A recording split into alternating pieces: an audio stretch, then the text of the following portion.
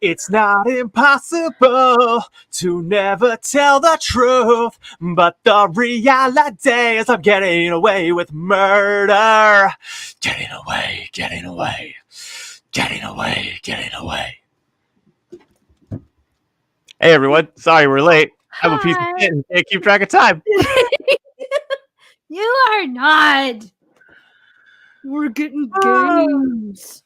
But it's another thing. Nothing to apologize for. Yeah.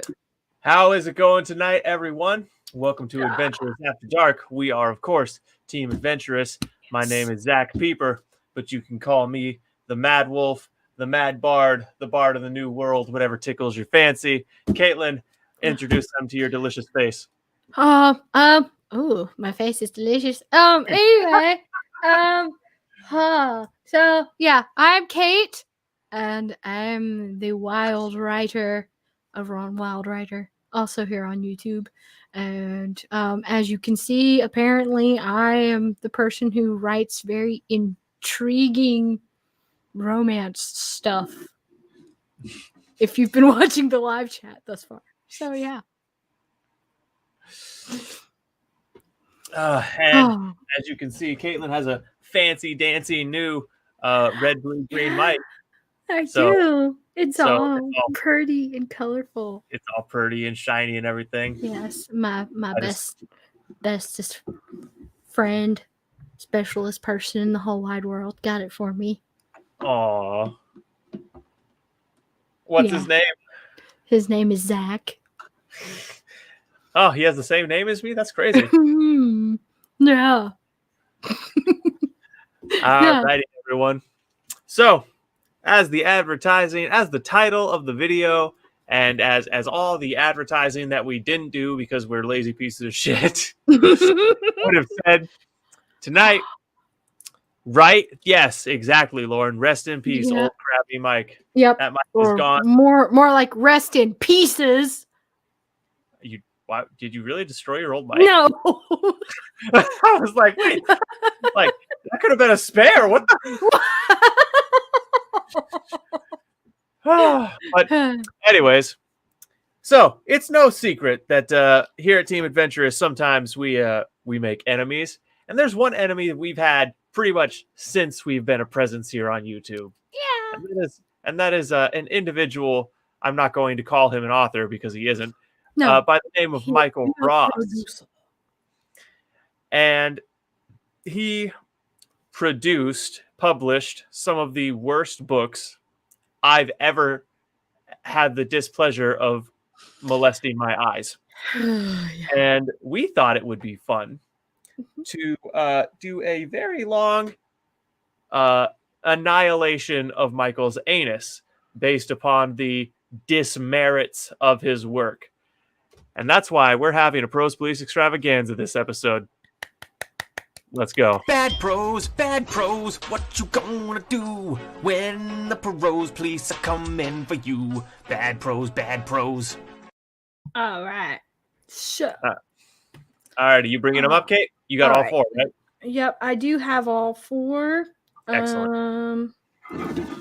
Hold on. Let's see here.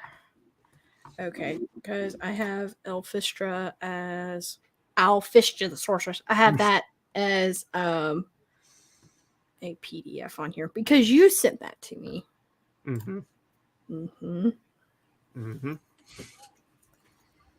come on. And wow, is it worse? Oh God. Yes, it is, Lauren. It is. Yeah. In fact, much worse. Yeah. But I want to take this opportunity while Kate's getting everything sorted out. Yeah. I should have done this before we ran the stinger. But we are considering moving the live show to Twitch. We cannot stream live on Twitch and YouTube at the same time because they have exclusivity stuff in their TOSs. Yeah. So we're thinking of moving the live show to Twitch. So we want to hear from you in the live audience and anyone who watches the replay afterwards. Would you be interested in moving to Twitch with us, or would you still want to stay here? We would still upload the episodes. They just wouldn't be live anymore. You would get the replays from Twitch, and we'd still be uploading show segments as well. But the fact of the matter is that we are just considering kind of to divest from YouTube as much as we can, because the fact of the matter is YouTube hates us. And we don't appreciate the fact that we've never done anything to YouTube, and YouTube keeps shitting all over us. So let us know in the comments whether or not you'd follow us to Twitch, whether or not you'd just be here for the standard uploads. If you don't want to follow us, that's fine, of course. It just wouldn't be a live show for you anymore. Right. Okay. Caitlin, let me share the screen. Okay, hold on. I am in fact an old lady. Well, I was about to say I have it right here ready to go. Elfistra. Oh, okay. So you have okay. Yeah, I have Elfistra still. I don't delete the books that I review. Okay. So I can do, and then you can, while we're doing that, you can toy with getting the one before that. Okay. Because I had the other one. It's just this computer is also going to have to very soon RIP. Yeah. So if you want to pull up Elfistra the Sorceress. I don't use Twitch, but I'd follow this. Is the highlight of it. Well, we sincerely appreciate that, Lauren. We sincerely appreciate that. And I can tell you, it kind of seems like when it comes to anything live, Twitch is the show in town. Yeah. Because again, YouTube is just they're not friendly to anyone who announces the fact that they're right of center. Yeah. Okay. So, alrighty. Here we go, everybody. I warned you.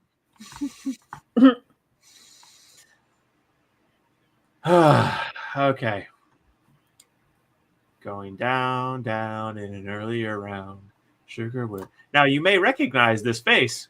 It's because this is the face on the We Are a Genius stinger, the leader of the Unintelligentsia, and you're about to see why he's earned that position. Yes. Okay. And this one. Okay. So, yeah, you can share your screen now. I am sharing my screen. Don't you see it? No. Okay. There. Now we can. Okay. All right. Yeah. Alrighty. I'm why do I do this to myself? All right. Prologue. There's a motivational quote at the top of every chapter. The prologue quote is, "Challenges are there for a reason, to learn, to live, to love." Isn't that nice? 9:05 p.m., 30th of June, 2087. Now remember that because Right. General Hugo Bro sat on Firemaker, his favorite stallion, listening intently to the beaters drumming and shouting behind him in the forest. Dressed in brown military leathers, he was a handsome man, tanned, with a short beard and a curious scar running down his cheekbone from the side of his left eye. A retro gun was strapped to his back, preferred by him as it was very basic. and needed much developed skill to wield effectively, giving an animal a fairer chance to escape. At only 23 years of age, he was a force to be reckoned with, known to have a wise head on his shoulders. He did not suffer fools gladly and shied away from petty, small talk-laden social gatherings. He was hunting wild boar on the Bro estate, which was smack bang in the middle of the United European landmass. He was riding with two of his army companions, Jeremy, his second in command, and the other. Now okay. So if you've been paying attention to the screen, you've noticed that there's a lot of commas. And this is one of the issues that gets worse. The punctuation is an issue that gets worse and worse as we go. Yeah. So far, you might say to yourself, well, this sounds fairly typical. Wait. And I want you to note here, Jeremy and his second in command, the comma should be right there. But it's not. And the other. And then we get the comma. Anyways, moving forward. Gavin, a close associate who had enrolled at the same time as himself. They both looked ready but nervous. So here, they both looked ready but nervous, period. That should be a comma instead of a period. However, to Hugo, the anticipation, the waiting, was just as much of a thrill as the chase. Suddenly, below him, at breakneck speed, came a family of wild boar, grunting loudly. On cue, he dug his spurs deep into the flanks of his horse, and they were off. And now, squealing boar were scattered in front of the posse of riders, threatening to upset them. At the front, Hugo twisted the reins of Firemaker. The spittle from the horse's mouth ran in rivers of white across its mouth, which, no need for a comma right there, It's like, which, along with the wild-eyed look in its eyes, made it look possessed. They were now gaining on the boars. So, boar, Caitlin, is boars proper or is boar its own plural? I actually don't know on that one. well, in this case, I mean, they were only chasing one, though, weren't they? No. No,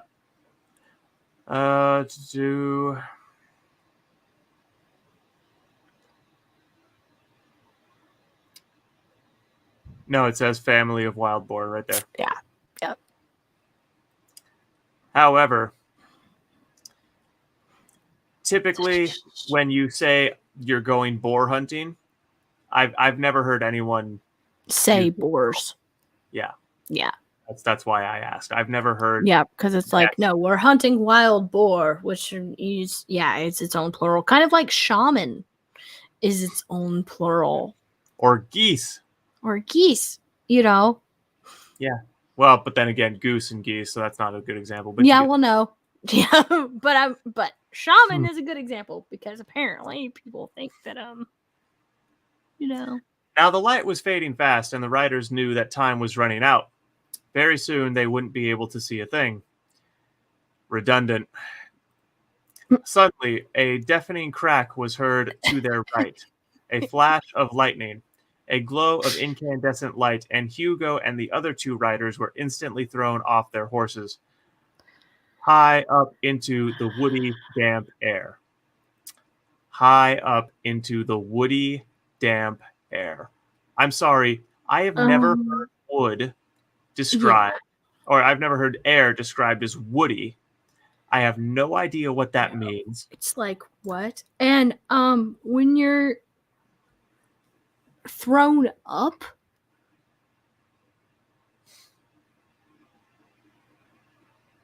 I mean, but I'm just saying is it doesn't make any sense though. If anybody's ever been thrown from a horse, right? You don't fly up into the air.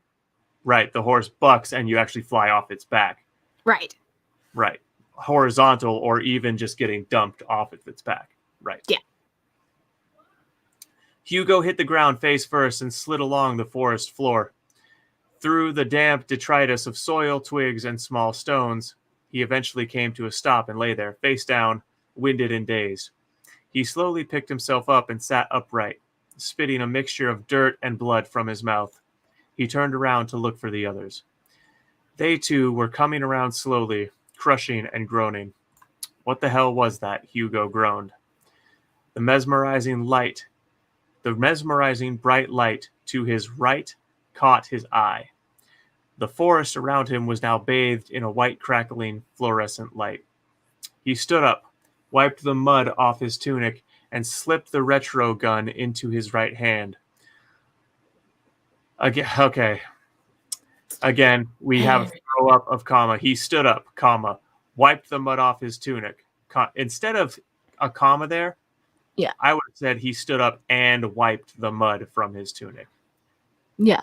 Not improper, but my point is my point is beginning to come to light that this guy throws up commas. Well, not only that, but it's supposed to be one fluid thing. Him standing up and wiping the mud off of him, and then moving on to Right.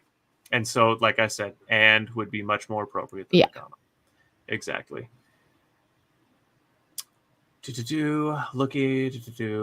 One by one, the two other riders joined him, mouths open. They too were hypnotically drawn to the phenomenon unfolding before them. What phenomenon was that exactly? The white light? Yeah, of course. Yeah. I don't know. This always confuses me. Why? Well, I guess it's just because it's such a mess, though. Reading it, I'm always like, where are we? What are we doing? Are you saying it's a mess because he didn't do a good job of setting the scene? Yes. Yeah, I agree. There could have definitely been, it definitely could have been set up better, but we're not even getting, I mean, the stuff that I hate most about this book hasn't even started showing up yet. No. Honestly, everything that I've read so far is really good compared to the later sections. I might skip ahead just to show people what I'm talking about. Yeah, I mean, because this isn't anywhere near as bad as it. The pulsating light formed a column stretching up from the forest floor through the canopy above them and into the darkening sky as far as the eye could see. It was approximately 10 feet wide with constantly changing hues, pastel shades of yellow, green, blue, and pink. Hugo picked up a large stick and tentatively threw it at the column. The stick was swiftly sucked in and enveloped by the light, disappearing within a fraction of a second. Silently inching there. Okay, you know what? I remember the timeline on when the bullshit starts happening. Give us until the middle of chapter 1 to get to what we're talking about, folks. And the prologue isn't much longer now. So it's been a while since I read this. Yeah. For reasons that will become obvious. Yep, Lauren says, I'm scared. Silently inching their way towards it, they could feel a slight warmth on their faces and a curious smell of ozone that reminded Hugo of the seaside. A constant electrical buzz emanated from it. They stopped near it, transfixed, feeling nauseous. Their hair was standing up on end. Suddenly, a long, thin, slender arm covered in red material and marked with strange patterns shot towards them from the column. Stopping just short of its shoulder, it appeared that it was struggling to penetrate the column. So, it is not struggling to penetrate the column. It's already thoroughly penetrated the column. Yeah. That is not the right word there. The word would be it was struggling to leave the column or separate from the column but no, it's already penetrated the column. So that is not the right word. The column, after 2 or 3 attempts. Okay. And so it begins. Okay.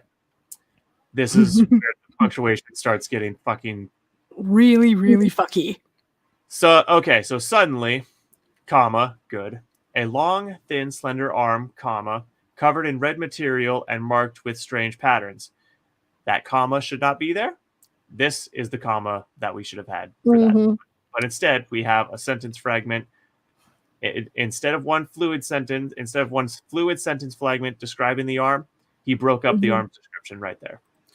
Shot towards them from the column, another comma, stopping just short of its shoulder. It appeared that it was struggling to penetrate the column. After 2 or 3 attempts, comma, the arm retreated into the throbbing multicolored light, period. Shocked, comma, they stumbled back and stood looking at each other in disbelief, comma, wanting answers.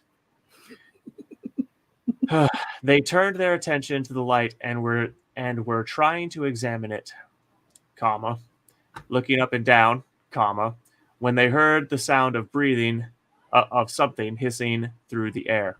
All of a sudden, an arrow shot towards them from the column. Shot towards them sounds like shit. It should be Mhm. suddenly, all of a sudden. Okay, fine. Suddenly would have sounded better. But Suddenly, he said suddenly so many times before. That's true. So, anyways, all of a sudden, an arrow shot towards them from the column. How about, what was I saying, Caitlin? An arrow shot towards them from the column. I lost my train of thought. You broke. Anyways, doesn't matter. Moving on. Neatly embedding itself into the neck of Gavin. He collapsed to the ground, writhing in agony, holding his neck as the blood spurted out. Hugo and Jeremy turned on their heels and sprinted as quickly as they could in the opposite direction. They had covered only 3 or 4 yards when Jeremy was lifted slightly into the air, then nosedived into the ground and slid into a crumbled heap. Hugo stopped mid-stride to help him up, but before he could do so, noticed helplessly as another arrow pierced the base of Jeremy's skull, the arrowhead protruding through his left eye socket. Hugo bolted. Nothing made any sense to him. He ran with all the energy he could muster, hearing voices in his head, loud voices, strange voices.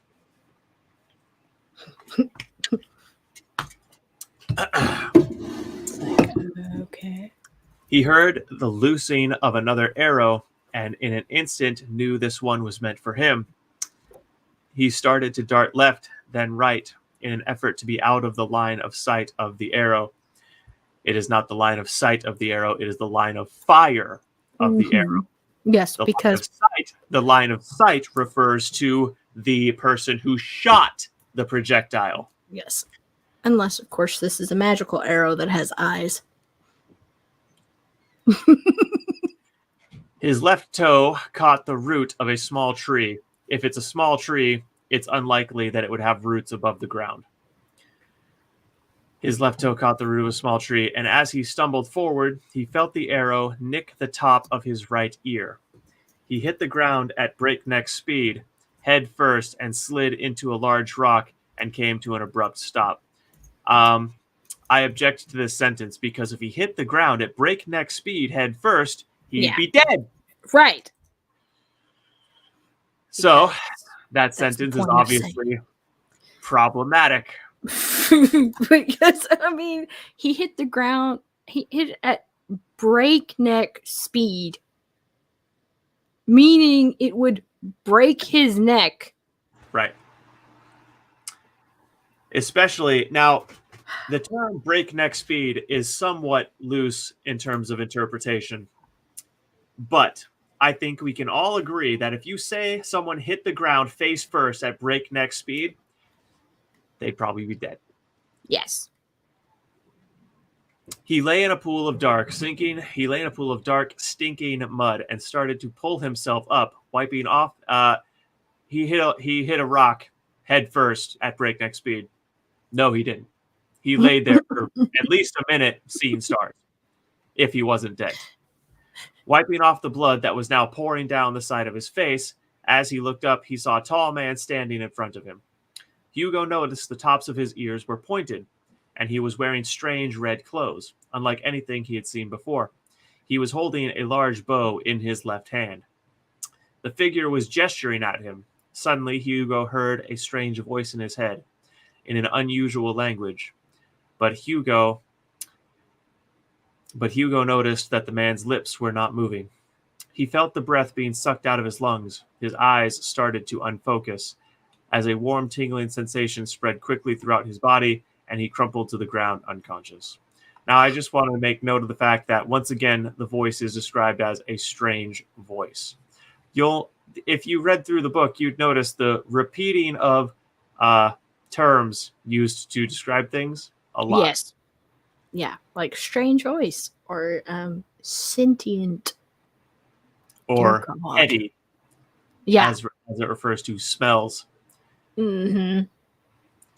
If a difficult problem comes your way, you can either ignore it or welcome it with open arms. This is your chance, bro.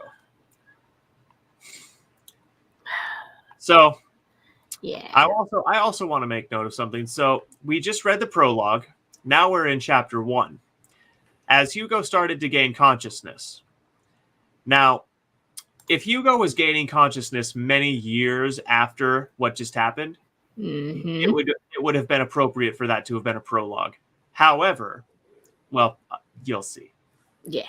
As Hugo started to gain consciousness, he couldn't open his eyes. He could feel he was being gripped firmly underneath his arms, with the sensation of the tips of his boots dragging along the ground. Okay. So now from that one sentence, from that one paragraph, we get the idea that this is right after what just happened. So the prologue should have been chapter 1. This should be chapter 2. But it's not. It's not. Because, reasons. Because every book is better with a prologue. Oh my God. No. Someone should have told that to Sherry LaPena, who wrote Someone We Know. Be like, He was now beginning to open his eyes, but he couldn't focus, and they were watering badly. There were these strange voices here. See, again, strange voices. Yep. In his head. He had the mother of all headaches, then remembered hitting his head violently when he tripped and fell. That must be the reason, he thought. Nah, you think? No. Because no logical person would think that. He wanted to break free, but couldn't summon an ounce of energy, so he didn't put up any resistance when he was dragged to wherever it was his captors were taking him. They stopped on what appeared to be a circle drawn in the ground. When did Hugo open his eyes? Yes. Because you just said he couldn't. Strange letters and arrows were marked all over it. He heard the voices in his head again. This time it didn't seem like a conversation, but more like words uttered in unison and as a command. Suddenly, he felt like he was being transported at unbelievable speed across the ground. His sight was quickly coming back, but he was traveling too fast to be able to focus on anything. Feeling nauseous, he closed his eyes and waited. Then, after what felt like only a minute, all movement stopped, suddenly and abruptly. Since he now had some feeling in his legs, he was carried forward, stumbling to what appeared to be a low building with very ornate colored curved spire on the top. With a very ornate colored curved spire on top. Mm-hmm. The wall seemed to be moving slightly, with subtle changes in different hues of pastel colors. Pastel colors again. Hugo shook his head. I still haven't recovered, he thought. Did he now? Did he think those words to himself? Did he think that? Taken over the threshold of a circular opening that didn't seem to have a door and into a small room within. What, did someone say something funny in the chat? Yes. Strange voices and being dragged to be anal prone.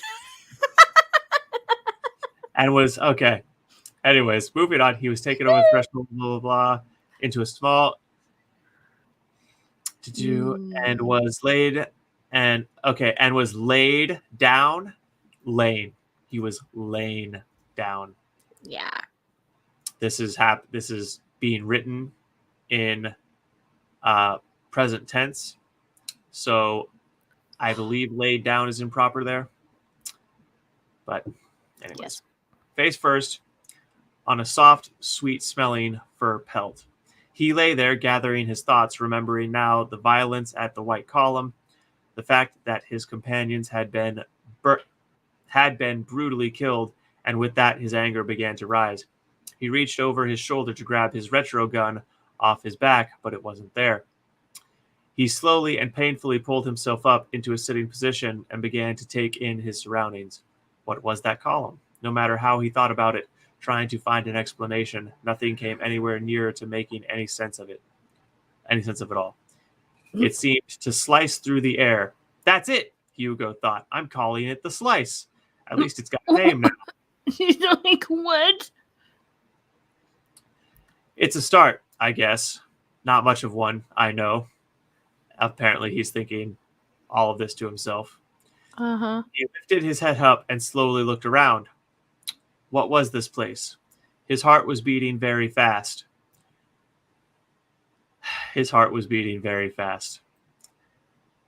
Okay. I mean that's not improper, but you could certainly say that more articulate. Yeah. He couldn't make any sense out of anything he saw. For the first time in his life, he wasn't in control. That's a lie. He was a baby at some point. But that is a nitpick. I know what the author means by that. So that's being a smartass. In fact, it was the opposite. He was a little scared, if the truth be known. He took a deep breath and started to focus on his surroundings, hoping it would reveal some sort of clue to where he was and what was happening. The walls looked almost as if they were alive.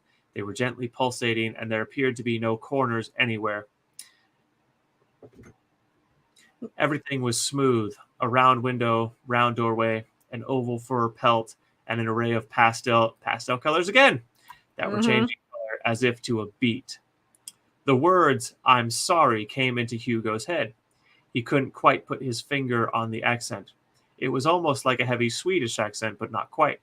He looked around quickly, then noticed on one side, in another round doorway, what looked like a woman.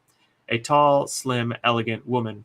He saw the tops of her ears were also pointed, and she had a form of jewelry along one edge.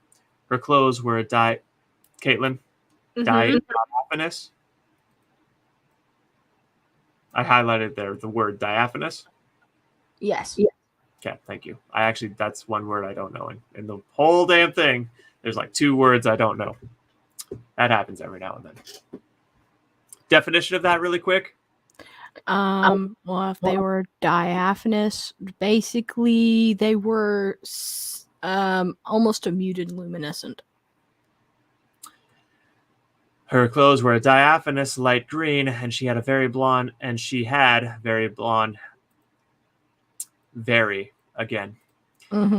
hair with some colored material wrapped intricately around some strands of her hair.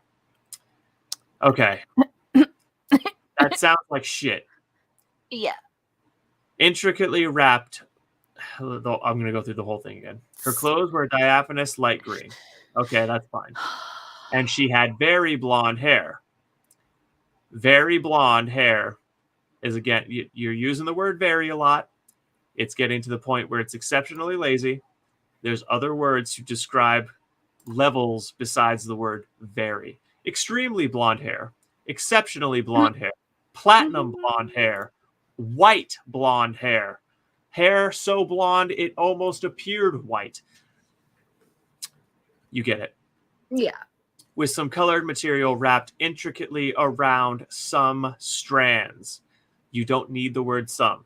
No. Around strands of hair. Or just around strands. But it was her eyes that struck you. Go ahead, Cait. Well, it seems almost like he's very clinically describing everything. So, I mean, he would be great at turning things that are supposed to be poetic into things that are mundane. Yeah. But it was her eyes that struck him most forcefully. Not the continuous band of what looked like makeup reaching across from one eye socket to the other, but the actual color of her eyes. Yeah, we wouldn't. When you say that, see, that whole extra part of that is unnecessary. It's If you say it was her eyes that struck him most forcefully, we don't assume, oh, he's talking about her eye makeup. No, we right. assume that he's talking about her actual fucking eyes. And the way that's described, where he's like, what is it? He said, it stretches from Not the continuous band of what looked like makeup reaching across from one eye socket to the other. from one eye socket to the other. So basically, it just sounds like someone took like an eye makeup pen and was like, yeah. I can't see what you're doing, so. Well, I mean, but basically, it's like the whole collective thing, because he said from one eye socket to the other. Right, so it would go across the bridge of her nose. Right. Yeah. Be like, I don't know who you've been hanging out with, but people don't put eye makeup on like that. Right. I mean, but granted, this is an alien race, so we don't know that they would do it that way. That's actually a fair point, Cait. You got to admit, you can have your aliens have whatever fashion sense you want. It's an entirely different culture. But Hugo wouldn't know that. Oh, so you're saying he should have thought that was weird? Yes. Well, if that is indeed what is happening here, he should have thought that was weird. There's a lot of missed opportunities for characterization, as we will continue to see going forward. Like, we're playing connect the dots with this eyeliner and my eyeballs. Cait, can I get to the parts that really, really suck, please? Yes. They were a striking green color, but more than that, an almost fluorescent green. An emerald green. They were mesmerizing. Okay. Striking green. I get it. They're very green. Yeah. Fluorescent green. Okay. I get it. An emerald green. So hang on. Which is it? Because colors? Emerald green is not fluorescent. No. So now you've given me a conflicting description of the color of these eyes, because when I think fluorescent, I think like a neon. When I think emerald, I think a rich, muted green. They are not the same green. And green is my favorite fucking color, so I'm picky about that. Yeah. He was drawn towards them. He couldn't stop looking. He just sat there and stared into the woman's eyes. Well, he assumed it was a woman. She wasn't like any woman he had ever met. Now he began to feel embarrassed, almost to the point of rudeness. Hugo thought to himself, "This is ridiculous. Pull yourself together, man." Straight away, that foreign accent came booming into his head again. "Please don't worry. It will take time for you to adjust." At the same time, Hugo noticed a slight smile spreading across her lips. It must have been the quizzical look on Hugo's face as he was trying to come to terms with her voice in his head. "I think it will help you if I speak verbally rather than telepathically, as I was doing," said the woman. Hugo just stared at her. "Let me tell you who I am and where you are. My name is Alana." Now, notice here, I don't know if we'll get to any of this. We might. We might. But notice here, it's spelled with 2 L's. Multiple times in the book, that is reduced to 1 L. Mm-hmm. And I think at least once in the book, that last A is cut off. Yeah, because in Key of the Empath, which we will get to a couple of times, she's straight up Alan. There you go. I think that happens in this book too, if I remember right. Yeah. My name is Alana Yana Ash. You are in a parallel dimension to your earthen dimension, in the elvish kingdom of Lanakia. Hugo just sat there and mouthed the words dimension and elvish to himself. Nope, he thought to himself. Nothing makes sense at all. She then walked towards Hugo, almost gliding, as he would imagine a ballerina would walk. Cupped in her hands was a small clear vessel containing a light blue liquid that seemed to be slightly effervescing. Here, said Alana, slowly drink this. It will help you recover and will heal the wound on your head. Hugo tentatively took the vessel, sniffed the liquid as if it might be poison, but noticed it had a fresh, sweet, spicy smell, and sipped a little of it. This tastes good, thought Hugo, and with that, he gulped the rest down quickly. Now, call me crazy.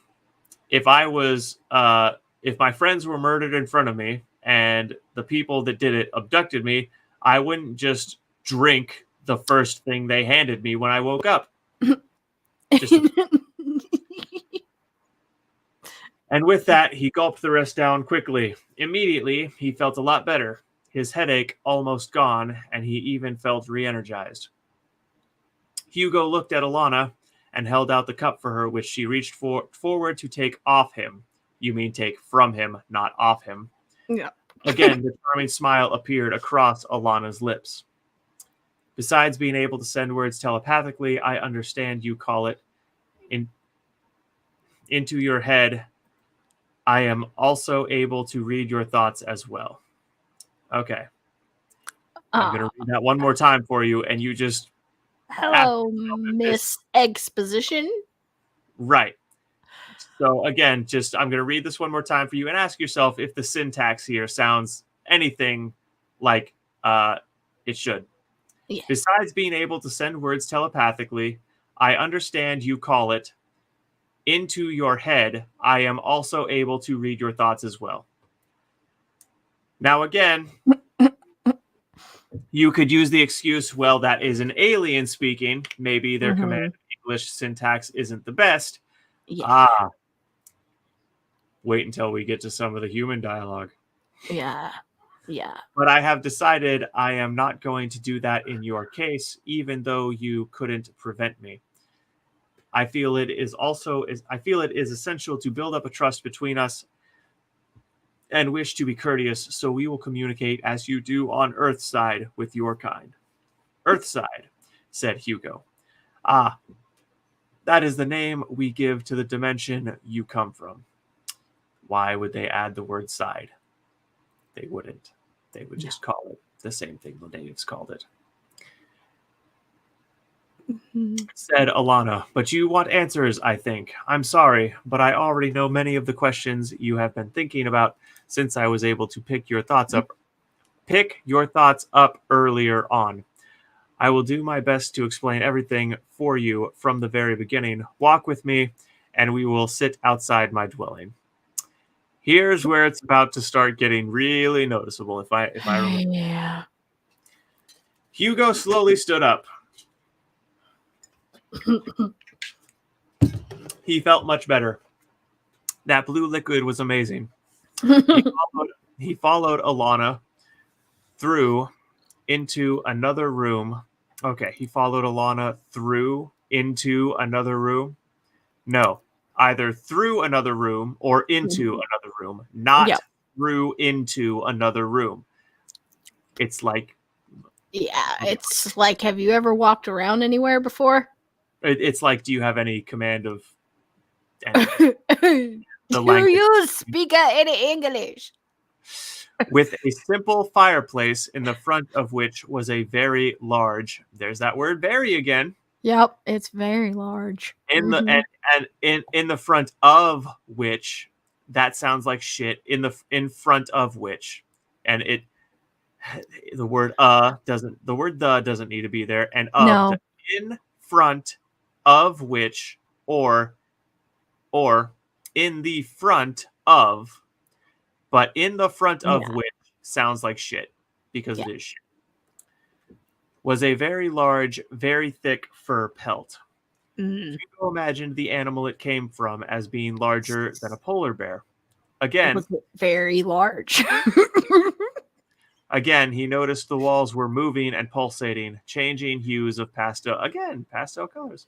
Yep. because everything is pretty in pastel, apparently. Hugo had a strong impulse to touch them, which he did. Okay. He felt they were. He felt they. This is hard to read. Yeah. He felt they almost felt alive. The wall was warm to the touch, and when he touched it, floods of unusual images flashed in his brain, like a slideshow. He had the feeling they were happy memories, almost as if the walls were a living photo album. Once or twice he saw Alana as a little girl, and a few holding and drawing back a bow with arrows. Suddenly he noticed Alana looking at him again, and very quickly Hugo took his hands off the wall, embarrassed. "That is perfectly okay," she said. "The walls are built using our thought processes, and traditionally we like to keep and use the happiest of our thoughts, which is why you maybe were able to see memory reflections of myself and my family and my relationships mixed up in there. Visitors here are always invited to touch the walls, or Pal de Wrath, as we called it. There will also be highlights of my life so far that I wish to remember." Now, if you think that exposition and dialogue is bad, well, let's keep going. By now, they had arrived at the smoothed-edged doorway. The Like smooth. the entrance to Michael's brain. By now, they had arrived at the smooth-edged, not smoothed-edged. Right. The edged. smoothed edged. And there isn't really any such thing as a smooth edge. It would be a rounded edge. Yeah. Okay. Alana went out first, closely followed by Hugo. As Hugo raised his head, what he saw took his breath away. Here, right in front of him and filling the entire sky, was the planet Saturn. The rings were running at an angle from bottom left to top right. The largest moon, Titan, appeared even closer. He felt like if he reached out, he could almost touch it. As they walked over what seemed to be tiny purple leaves, But maybe they weren't really. We don't know. I mean, you could simply look up and see if those leaves, were tiny and purple. Well, no, Caitlin. In one instant, you could look up and see if there's leaves of that description on any of the trees, and you'd know whether or not they were leaves, and therefore you would not know, or you would know if they were leaves, and therefore you would not say what seemed to be, because you would know. Yes. And you would know that the instant you stepped out. Yes. Each footstep released a scent that Hugo found very sweet and heady. Ah, the first showing of that word shows up another 10,000 times in this book. Oh, God. Within 10 feet, they came to a large log on its side, covered in a soft, dark, yellow, mossy carpet. It had been fashioned into a seat for 3 people, which meant it was able to accommodate them both very comfortably. You don't say.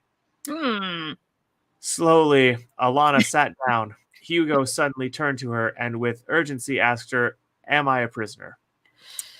"No, you are not a prisoner. You are free to come and go, but you need to be accompanied." That sounds an awful lot like a prisoner.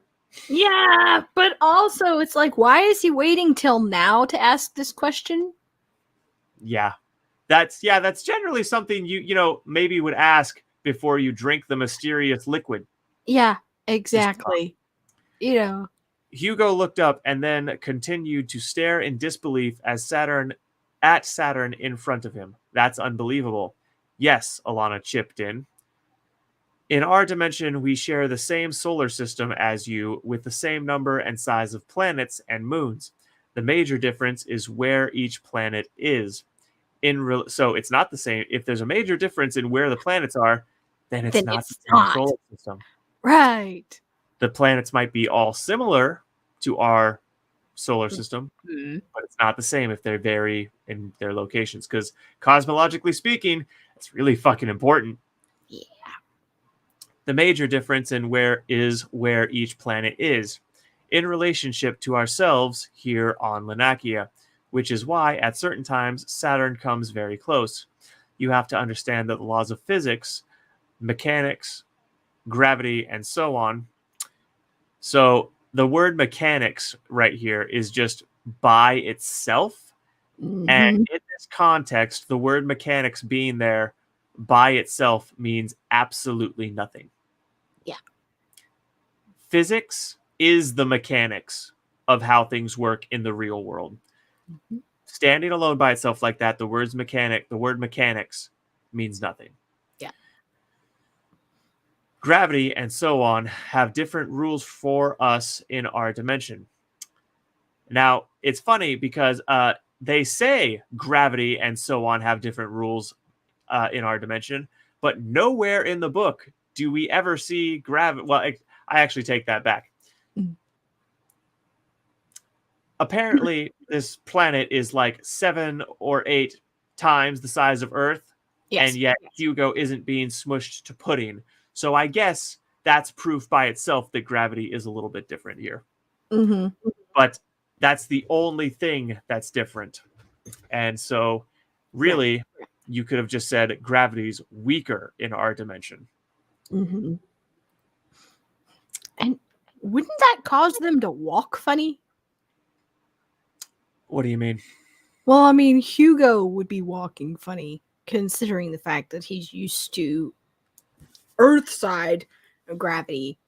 Well, the gravity here might be the same as Earth, because if the gravity is so much weaker in this dimension, but the planet is many times bigger than Earth, the planet's increased density would make up for the weaker gravity. But again, this is all conjecture because it's never actually properly explained. Yeah, that's true. Just like this is a immeasurable dimension, yet it has a map. Yeah, the immeasurable dimension that's fully mapped out. Yeah. But again, we're getting ahead of ourselves on what's actually been read so far. Let's. Yep. There are 1 or 2 differences. For example, we don't have a planet Earth, and so don't have the moon that circles it. We still don't know the reason for that. A little quieter now, Alana said, I'm afraid I don't know your name.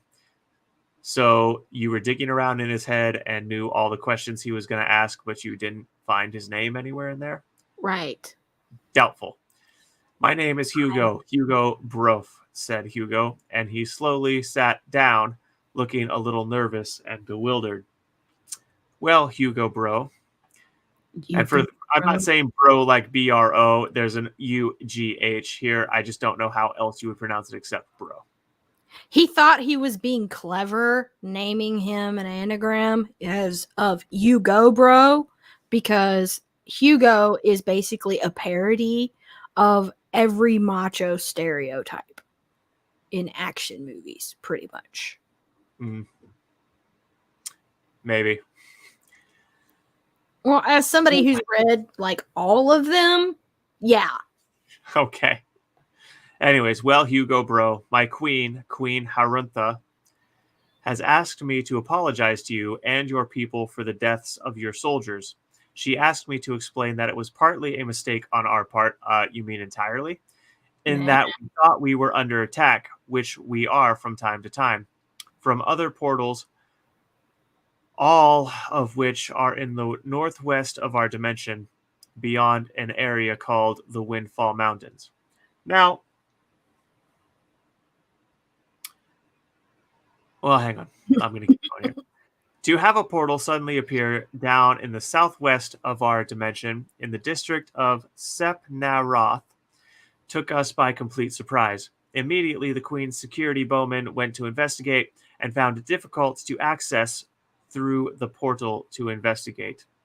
Access through the portal to investigate? What the fuck does that mean? The portal was fully accessible to you guys. Right.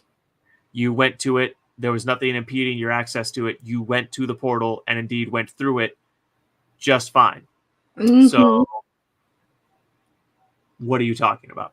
Yeah. When they were able to see through, continued Alana, they mistakenly thought they were confronted by warriors with shooting machines. I think you call them guns. As the bowmen approached the portal, they thought they were under attack from arrows. It turns out later, after an investigation, that it was simply a long piece of wood that must have entered the portal from your side, traveled through, and hit one of the bowmen, so they went on the offensive and started to let loose their arrows. Now, again, this is talking about stuff that's later on the page that we will probably, well, I don't know if we'll get to it, but this is supposedly a hyper advanced race of elves with super advanced magic and all this good shit. And they couldn't tell the difference between a stick traveling at, lightly chucked speed and an arrow. Inconsistent characterization of your aliens, your elves, aliens, whatever you want to call them. Yeah. Because Because this book wants to be a fantasy and sci-fi, but doesn't, and also a Lifetime logo crime mystery movie later. Right. At this point, suddenly Hugo remembered throwing a stick into the portal to see what would happen. Was he then indirectly the cause of the deaths of his companions? This immediately made him feel uneasy and very sad. Oh my! Again. Yeah, but but it's making you uneasy now, right? And sad now, right? Hugo let out a big sigh. A big sigh, you guys. His sigh was very big.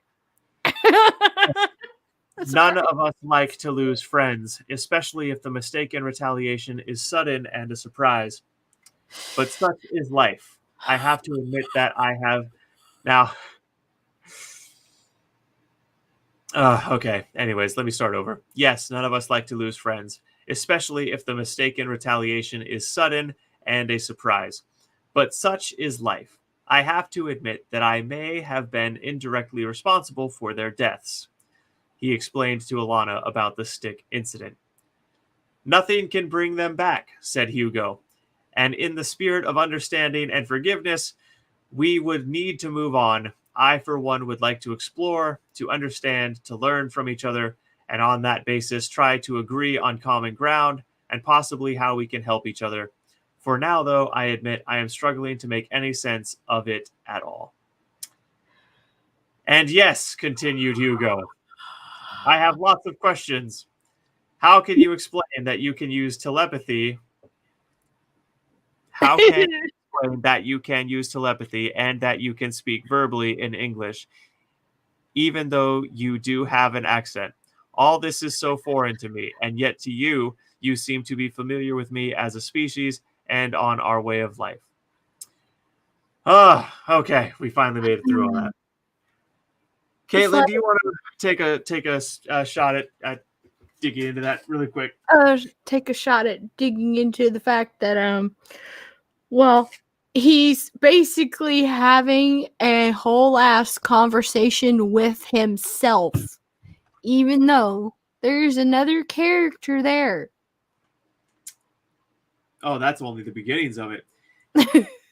He's talking in this pseudo-intellectual dialect. That is completely unfitting to his character because remember, this guy is 23 and he was just on a boar hunt. Yep. So far we've been giving absolutely nothing that would indicate that this would be the kind of person that would speak like this. No.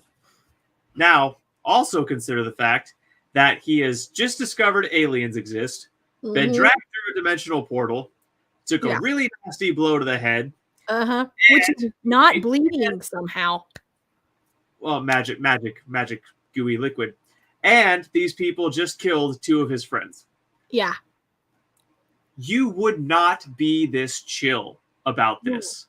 No. No matter, unless there was something in that goo that, put you in a sedated state and made you more compliant, you would not be talking like this. Right. Oh, well, also, I mean, but still, he wouldn't be talking like this, even if that were the case, unless somehow the blue gooey liquid could rewire him to somehow speak more intellectually.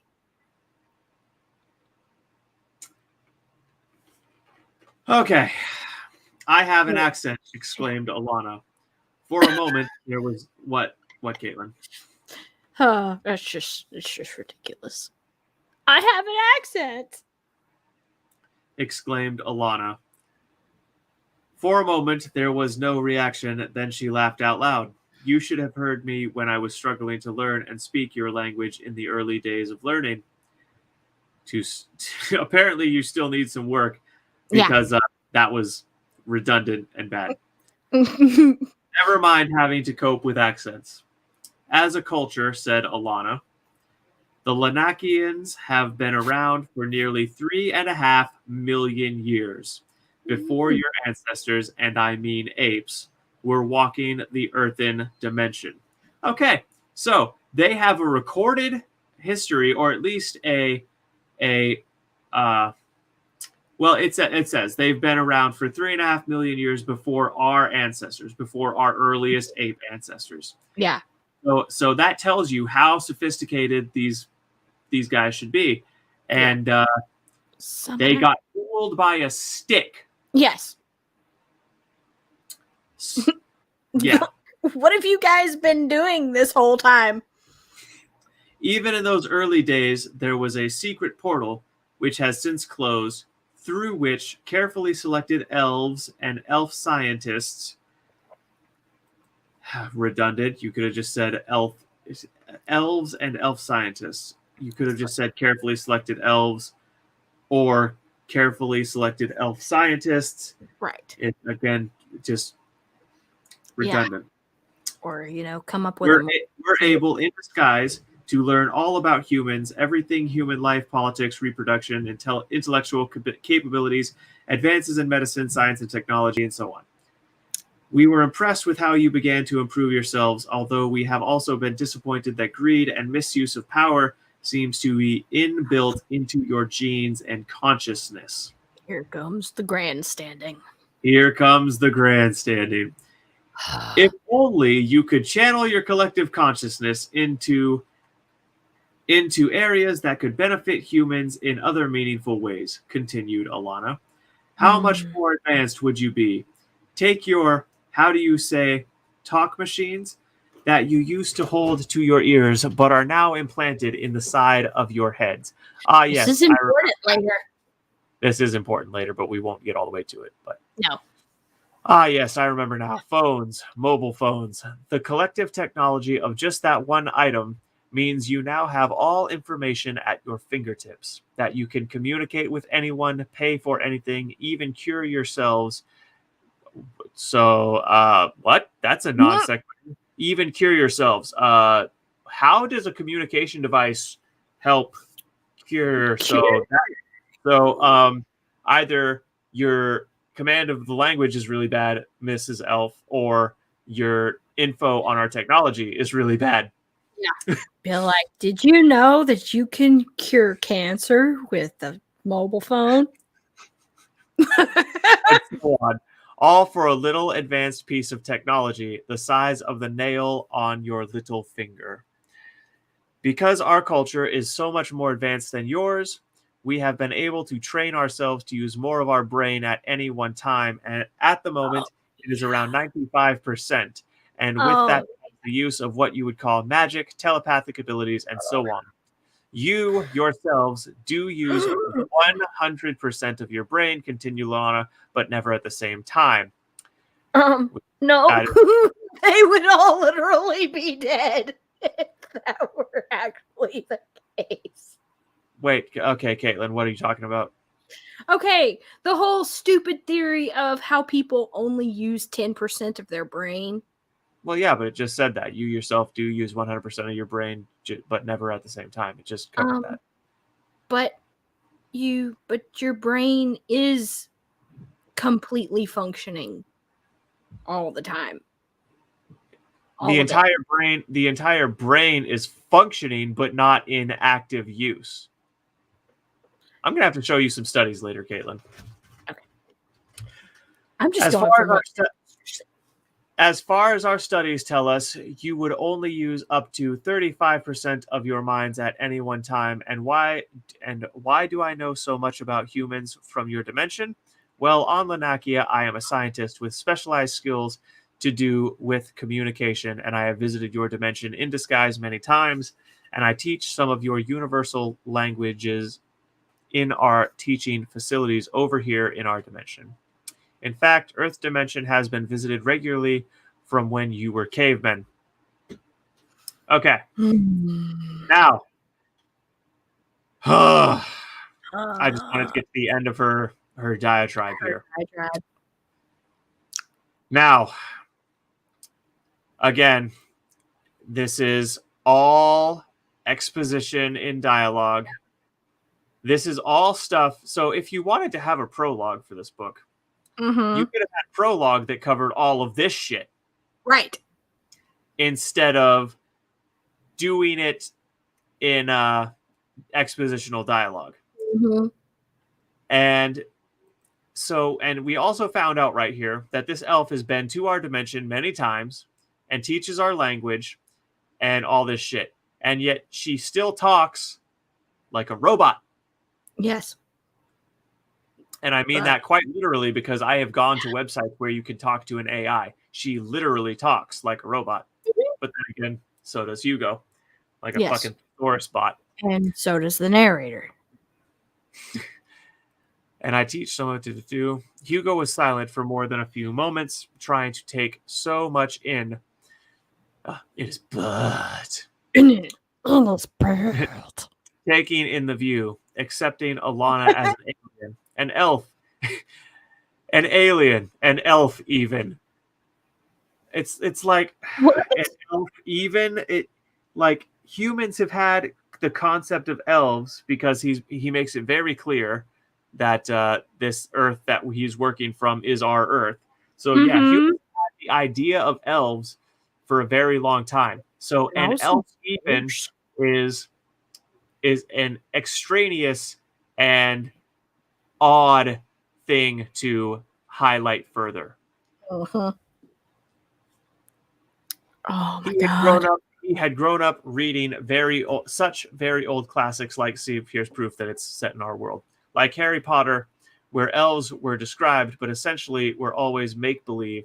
And now here he was in front of a living, breathing elf. It felt like a dream. He thought about this. Yes, well, more dream than nightmare, I suppose. He thought about this. Yes, well, more dream than nightmare, I suppose. Your friends are dead, and you've been kidnapped to a world you know nothing about. And But he did know this. Everything that was happening was as real as it gets.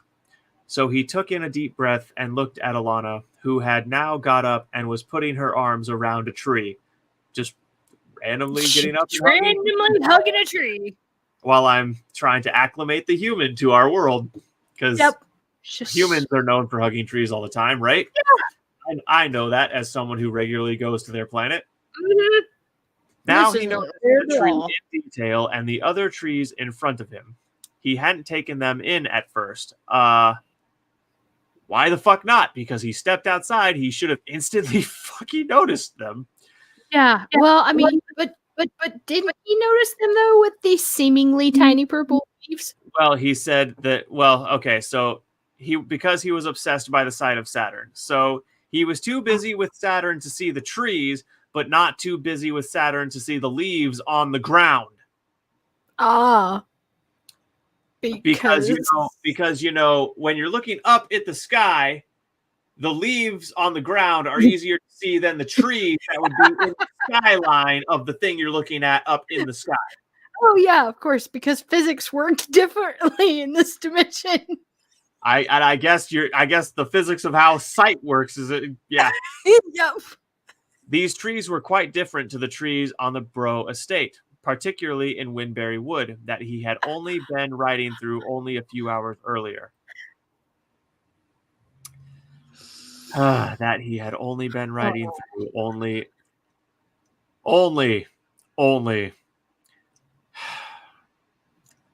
that he had only, like, Caitlin, do I need to can I just move on, or do I need to explain how much shit that sounds? I mean, well, this is Prose Police, so Okay. That he had only been riding through only a few hours earlier. Okay, so instead of that second only, how about riding through a few hours, or just remove it entirely, a few hours earlier, or riding through merely hours earlier, or you guys get the point. It's a repetition of a word that is completely unnecessary and lazy. And it happened, and if you've been paying attention, you've noticed this happens repeatedly. The trunks were almost translucent, and running up inside them were gold-colored streams. The branches were geometric in their design. Design? That's a very strange way to describe a tree. Almost like crop circles, with huge floppy leaves on the ends of the branches.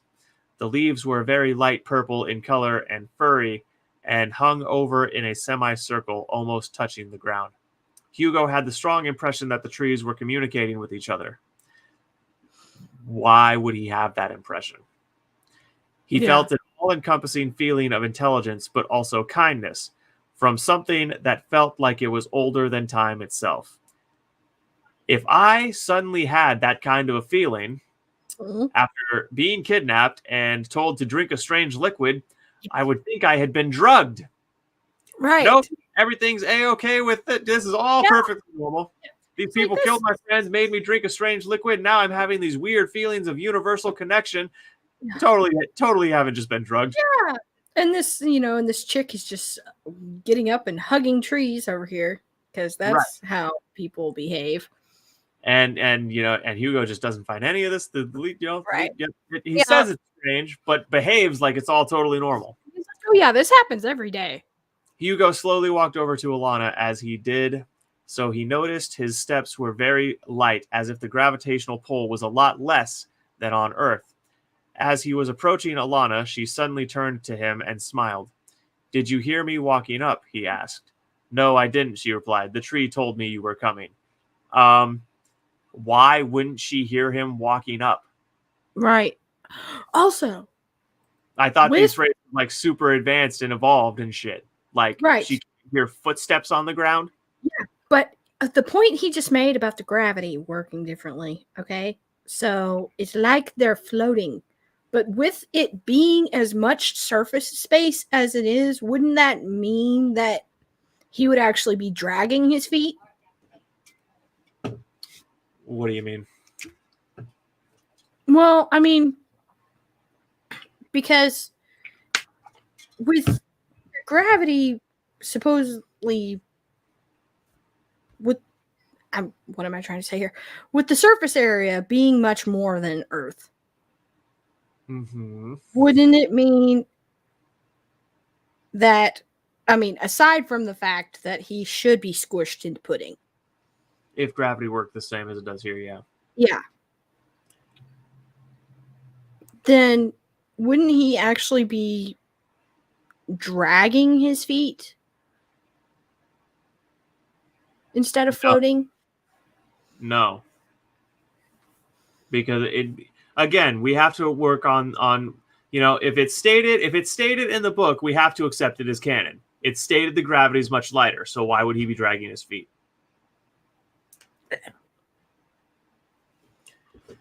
Maybe I was concussed. Okay, so the tree told me you were coming. Maybe I was concussed after all, Hugo thought to himself, to which Alana burst out laughing. "I'm sorry," she said. "I couldn't help hearing your last thoughts." "No, you are certainly not concussed. It's simply that there is so much to take on board. Please give it time. You will get used to our ways, which at the moment are bound to seem so strange." "Try it," she said. "Put your arms around this tree. Try to relax and open your mind." Hugo stepped forward tentatively and put his arms around the trunk of the tree. I feel such a fool, he thought, and he gripped and held on as if he was going to fall backwards. His eyes wide open, the surface of the tree trunk was not at all rough, and it was warm? ? I mean, he should be able to feel that. So, I mean, I get, but like, yeah. It's like, okay, third person close, man. Well, and yeah, that's another thing. It's like we routinely jump into Hugo's head. Yeah. But then the narration is just wonky. I mean, it's because the only excuse for there being a question mark would be if it was in first person. Right. Exactly. No, Hugo, bro. Relax. Let your body go limp. Close your eyes. Think kind thoughts. Press your ear against the surface of the trunk. Try to hear what the tree is saying. Hugo tried this. He relaxed and held his ear to the trunk and listened. Immediately, he jumped back. I can hear it. I can hear it, exclaimed Hugo. I could somehow understand everything it was saying, but not just in my head. Every single cell of my body was involved in communicating. Yeah, yes. At this point, you would totally be accepting this as the reality and not accusing the elves of drugging you with some strange shit. Right, exactly. Because this is what happens when you hug trees. There was a pause as Hugo had to get... Okay, there was a pause as Hugo had to get to grips with what he had just said. Get to... You mean get a grip? Or come to terms with? Yeah. Had to get to grips? It's like... Not only is that improper, but I don't think I've ever heard that anywhere else. I mean, he could have come to grips with what he just said. Right. It's like, do you mean he had to come to grips? Yeah. He continued enthusiastically, explaining to Alana, the tree gave me an instant history lesson, which is as clear, and here we go again, which is as clear as it all happened a few moments ago. A great feeling of empathy, and this will sound strange, not to you, I am sure, but it certainly does to me. I am sure it was telling me we share a common ancestry, ? Me, you, and the trees. If I were back on Earth now, this would be the time to have a very stiff drink. Yeah. As he turned to look at Alana, she gave him a sideways, quizzical look, so he made the motion of raising an imaginary glass to his lips. Hang on, As he turned to look at Alana, she gave him a sideways, quizzical look, so he made the motion of raising and... Okay, so she gave him a sideways, quizzical look. Why? Again, she's visited Earth multiple times, and she hasn't encountered the concept of alcohol. Right. And also, she's supposed to be like some master of communication. Right. She supposedly can hear his thoughts and shit. And is a master of human communication who teaches the alien, elf, whatever the fuck these people are, complex human communication. So why wouldn't she know what he was referring to? Right. Yeah. And then he makes the motion of raising a glass to his lips, and it makes her confusion even worse. Again, she's supposed to visit Earth multiple times, visiting her species, visiting us since we were cavemen. Right. They would be aware of what we mean when we say, we need a drink. Right. Especially she knows the intricate details of what a cell phone is capable of. But she doesn't know what it means when we say we need a drink. Yeah. And these little inconsistencies get more and more frequent, folks. Mm-hmm. If you can call that a small inconsistency. Oh my God. I don't think I can take any more revelations, please. When will I be released to go back to my dimension? Alana looked at Hugo and said, Hugo, you are free to go whenever you like, but I want to make sure you are well enough. You injured your head, remember? I thought that magical goo liquid made him all better. You said he wasn't concussed, so why would you need to make sure he was well enough if he no longer had a concussion? Yeah. I would like to think that you have been treated with kindness, and by giving you as much information as I can will help the process of acclimatization. Our Queen Haruntha, wants to meet you. She wants to apologize for the events that occurred and wants to set up a meeting between your Earth dimension and ours to clear up any misunderstandings. And time is of the essence. I hope you will agree to that. Now, all of this begs the question: if the elves are okay with humans knowing they exist, and the Queen now wants to meet this human that has been forcefully brought to their dimension, why didn't the elves reveal themselves to us when we were in the caves? Right. Or maybe they just recently decided that they were okay with us knowing they existed. So why did they wait for why did they wait for an incident like this to happen where they accidentally killed two of us to try to make nice with it? It's like the chain of events is illogical, folks. Yeah. Hugo, what? Oh, I was just saying, when we go to the prequel, it's even more confusing because it's like, okay, supposedly all this stuff went down, and Greta Thunberg presented herself as like the savior of the entire world, and so that's why they decided that they were going to reveal themselves to humans. So Greta Thunberg was active from about 2018. Presumably, I assume she's going to be at least active for at least a few more years. And this is set in the year, what did it say? 2084? 2087. 2087. So they had over 60 years to show up and be like, hey, by the way, we're elves. What's up? Yeah.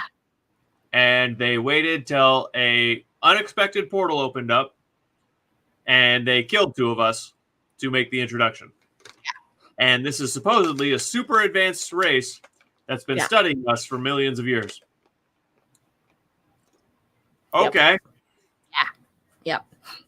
Which, if you want, we can jump to the prologue. I mean, not the prologue. Damn it. The prequel. Hang on. Let me see how much we have left on this chapter. I should say we can move on to Steve, because that's what I named it. Because it doesn't have a title. I'm not joking. It literally doesn't have a title. Before we jump to Steve, I just want to do something that will illustrate just how bad this book gets. Okay. All right, everyone. If you want to see how bad how severely the line by line writing deteriorates, let's take it down to the end of the book. Oh yeah. I'm just gonna right. All right. I'm just gonna start at this paragraph right here. At 6 points around the inside of the circular, there's that word again. Very. Inside of the circular, very tall walls are 6 very bright columns. These appear to be gaseous and seem to be continually moving. Well, I would expect that, considering they're gaseous. Not outside the perimeter of the columns, but within each were sparkling, minute gold stars that were tumbling around. When one of the Sola spirituals wanted to communicate, then the column would be buzzing with little gold stars. It was spectacular to look at. Also, Elvina would be a mass of bright electrical blue tendrils that would wrap themselves around that particular Sola member, communicating so that there was clear communication. Communicating so that there was clear communication, huh? Yeah, because that's what you do when you communicate, don't you know? Fascinating stuff, that. Yeah. There was also music of sorts being played. Right, I'll go in there. Harmonic, so music of sorts being played. Harmonic notes that would calm and lift the moods of anyone that would be in attendance. This was generated to put them at ease. Music of sorts. Music of Harmonic notes. If the notes are harmonic, why is it being described as of sorts? If the notes are harmonic, then it's just music. Right. It's like this whole thing was described by some kind of altered dimensional being Right. that's never been to Earth before, never heard music, never said words. It was into this that the party from Lanakia arrived. Getting there was also quite different. Each was transported on the back of a Barboski.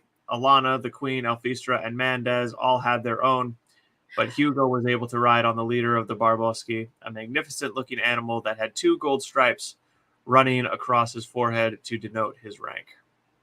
This Barboski was called Tracer and immediately put Hugo at ease. Once Hugo was on it, I feel...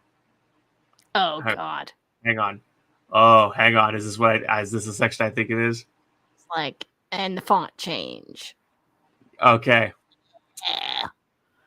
I'm going to read this because whenever there's a font change, generally the writing deteriorates. Yep. So we're just going to read. We're going to read. We'll just do what's on this one page here, and then we'll move on to the prequel. You'll be stoned. Welcome, boomed the Continuum's voice in everyone's head.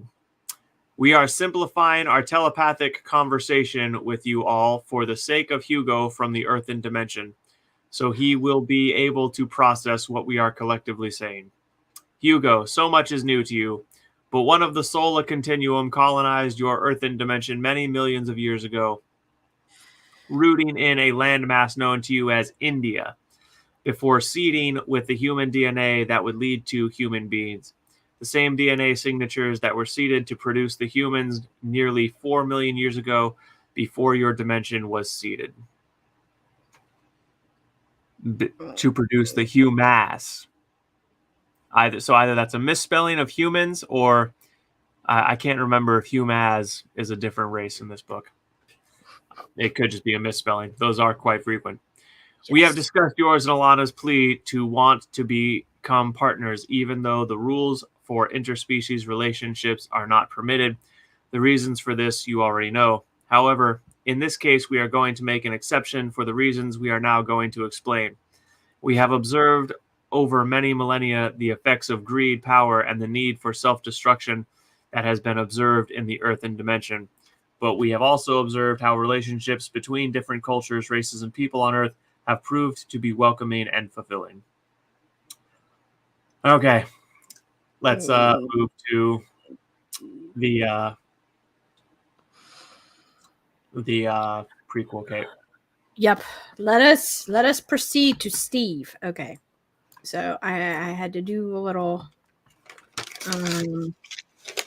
yes, after drugging you to your mind. Yeah. I actually feel a little bit irritated because none of that truly highlighted how bad in sections some of the writing is. Yeah. Oh, God. Okay. It's like there's sections where truly... Well, in fact, while Cait is looking, I'm going to continue skimming and see if I can't find one of the sections in question that I...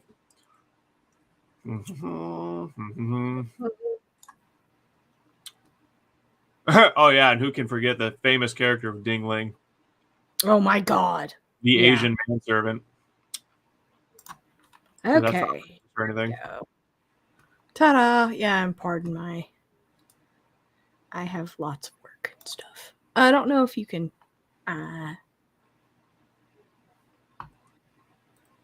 Can you see that? Yeah. If you can full screen, it would be a lot better. I'm trying. Okay. Here we go. All right. Yep. Oh, yes. Okay. Alrighty, here we go. Oh, the prequel, which I will call Steve, because this poor baby does not actually have a title, and it was very obvious that it was an addendum, sort of afterthought. So yeah, and I say that it's roughly translates in Lanakian to Greta Thunberg is the best thing since Betty White. Will she please be my girlfriend?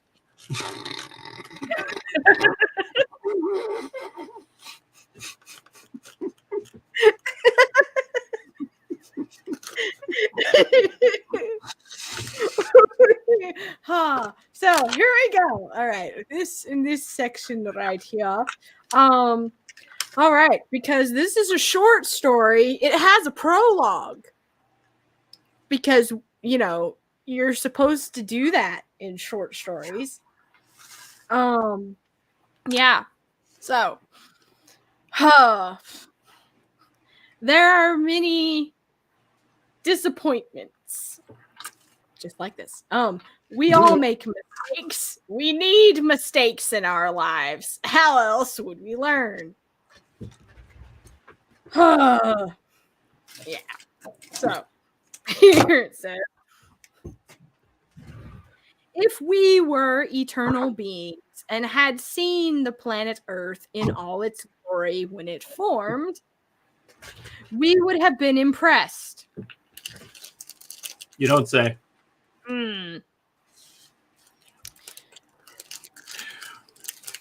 As time marched onwards, the evolution of the diverse plants and animals would have taken our breath away.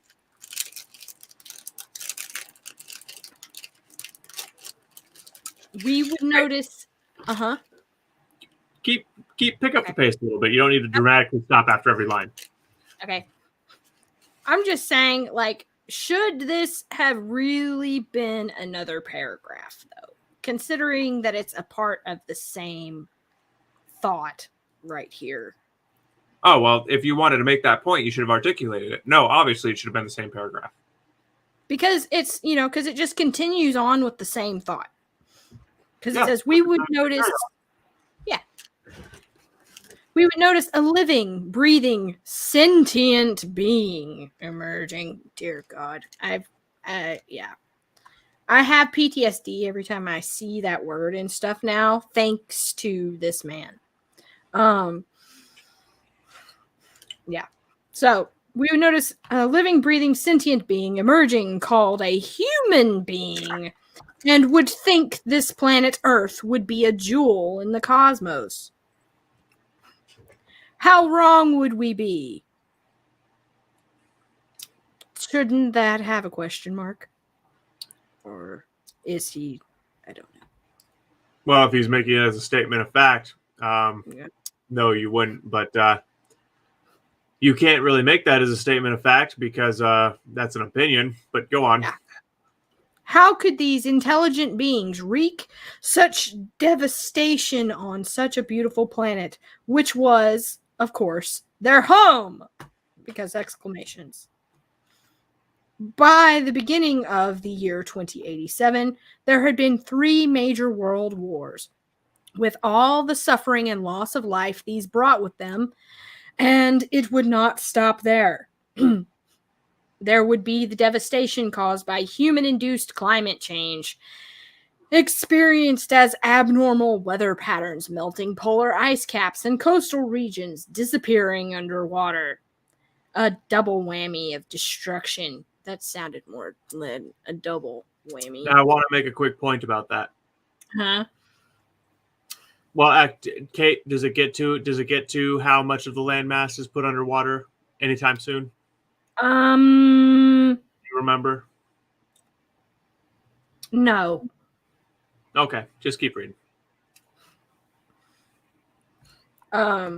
Enough to make visiting beings from another galaxy or parallel dimension only weep. And the visiting beings would question the motives of the human beings. Why do you have to keep repeating the word beings? Like, are we It's like we're Not only padding. Not only that, once again, he broke the paragraph unnecessarily. Yeah.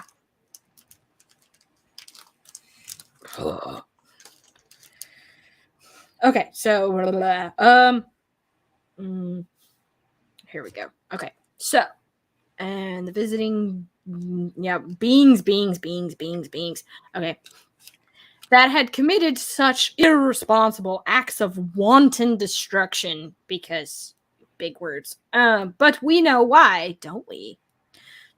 Power struggles, politics, greed, money, religious diversity. Religious diversity? Like that's a bad thing? Right. That is it is quite telling about how the author feels about religion, that he would lump religious diversity. So tell me, sir, is it that you hate all religion, or do you think there should be a mono religion? Right. I'm curious to know which one. He's like, it should be a mono religion of all hail Greta Thunberg. I'm not joking, folks. Okay, we're going to need to get to the stuff that substantiates that point if you're going to keep making it take. Yep. Okay. All right. Here we go. If it will let me. Okay. All right. Here we go. Short-term visions all would contribute to the sad and sorry state the Earth was in. Life, as we know it on our planet, was ailing. The planet had sustained all sorts of life for millions of years, and it was being thanked for that life-giving energy by humans committing selfish acts of mindless destruction. By now, there was a turning tide of responsibility, an awakening, and a global positivity that wanted to act to save the planet. Was it too late to turn back this tide of destruction? Well, the short answer is, perhaps not. Humans are both the problem and the solution. It is a shame not all humans think alike. It is the true children of the earth that plant the seed for global change. It required a little help, and so there were other more powerful forces at work that... Okay, you glossed over something. What? It is a shame that not all humans think alike. Oh, okay, Mr. Communist. Right. You just hop in lockstep with every other human who's ever lived and be a mindless fucking automaton. Part of the fucking hive mind. You got it, buddy. Exactly. He wants everyone to be tyrannids. Yeah. You can't be glossing over points like that, Cait. Yeah, that's true. That's true. Well, I mean, I thought I made it with the whole religious diversity thing. Oh, yeah, because this is okay. And having synesthesia, reading this literally like puts bad taste in my mouth, so it makes me nauseous. So I have to read it as quickly as I possibly can. Anyway, all right. Here we go. Okay, it required a little help. And so there were more powerful forces at work that had given humans the time to put their affairs in order, willing them to turn back from the brink of annihilation. They had now decided that enough was enough. They would step in and help save the planet. The most powerful of those entities was the sentient life force known as the Chronicles initiation. And what made the Chronicles initiation want to intervene? Here we go. Okay. It was the genuine passion of a Swedish schoolgirl who described herself as a climate change warrior. In her own words, she wanted to save the world by changing the rules. Remind you of anybody? All we're missing is her name. I'm going to start reading if you won't. What? I'm reading! Okay. To point out that it was intolerable to ignore... Oh, wait a second. I skipped over a whole section. The Chronicles initiation was impressed that it took the determined courage of this Swedish schoolgirl to make all the adults and politicians worldwide air up and sit up and listen. Mhm. To point out it was intolerable to ignore the signs of our planet's abuse. It was our home and it needed to be saved now! Exclamation. Yep. Yeah, so obviously he's talking about Greta Thunberg, and I'm sorry, bro, but she has said some shit that is just verifiably false. Yes. And listen, there's legitimate debate on the human impact on climate, okay? And I don't want to get into it right now. But what I will say for sure is that let's just go along with the train of thought that humans are causing climate change. Let's just go along with the train of thought that industrialized activities is the main driver of it. Mhm. There's absolutely no evidence anywhere in human history to suggest that giving the government more power is the solution to that problem. In fact, quite the fucking opposite. Because mass government control of anything, historically speaking, only fucks the thing up more. Move on, Cait. Right. The Chronicles initiation is a collection of sentient beings, here we go again, older than time itself. They were responsible for creating vast dimensions and a multitude of cosmi. There was no punctuation on that, by the way. Earth belonged to one such arrangement of planets in a particular dimension that was shared by other species of sentient beings. Dear God, all at differing stages of physical and spiritual evolution. The humans on Earth were very young as a species. It was just over 3 million years since the first ape appeared.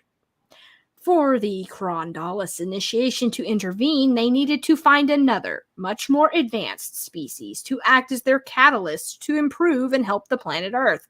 As it happened, in a parallel dimension, within the same cosmos were the elves of Lanakia. Lanakia, in English, is the immeasurable dimension, yet somehow it is able to be measured because a cartographer made an entire ass map.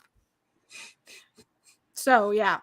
The Chronicles initiation was delighted because, unbeknownst to the developing humans, the elves had been studying the humans' ways of life since they first appeared. But apparently, as Zack read in Elfistra the Sorceress, somehow that hasn't done a damn lick of good. So, yeah. Okay, it was a one-way affair. Of course, it had to be that way. To not interfere in the development of a new species was paramount, and that was how it was always going to be. But since the Chronicles initiation were the rule makers, they decided to allow the elves to make physical contact with the humans. Okay, so apparently the whole portal suddenly opening and them making contact with them for the first time, supposedly in Elfistra the Sorceress, didn't actually happen for the first time in Elfistra the Sorceress, according to this. Hang on. Say that one more time, Cait. I said, I'm saying the portal opening and yeah, I'm so lost. Book needs to be burned. Yeah. I was saying the whole portal opening for the first time and them getting confused by the stick and killing those guys. Okay, so the portal opening and them interacting with humans for the first time was not the first time that they have made intervention with this dimension. But in Elfistra the Sorceress, he clearly made it out like that was one of their first times, but it wasn't, but it was, but it wasn't.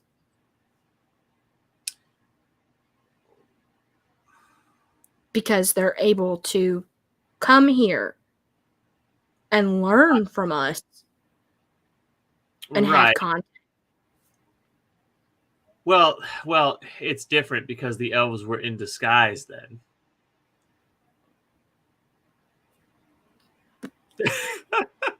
You what? it does. Okay, so anyway, the Crondalis initiation would not do so themselves, but used some special spiritual beings. There we go again. They could call on to mastermind the whole process. In this case, to introduce a highly evolved species of elf for the purposes of improving the situation the humans were now facing. They brought in a species of traveler who, in the background, out of sight, would initiate a series of events in which the elves and humans would naturally come together. The particular traveler given this task was Andropalithan, the 118th. As you delve into the Wand Chronicles, you will meet this traveler in much more detail. Not really. Yeah, it's not something that really seriously paid off. I was like, okay, where? So yeah, you will realize how powerful he is and how he is able to manipulate events to a successful conclusion.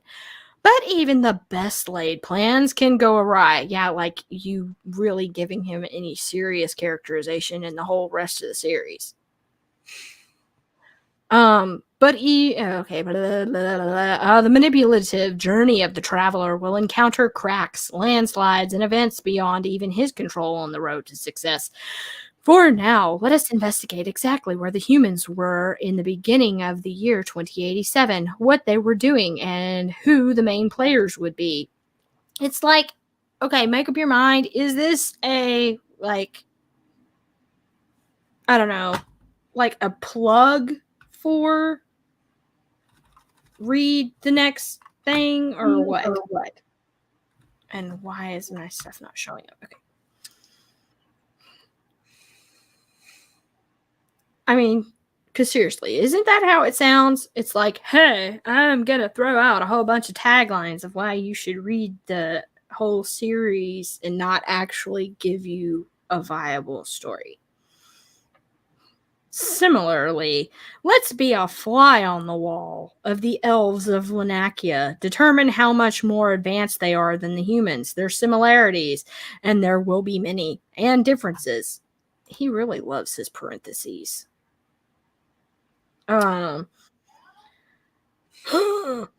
Let's prepare ourselves for the tumultuous change of fortunes that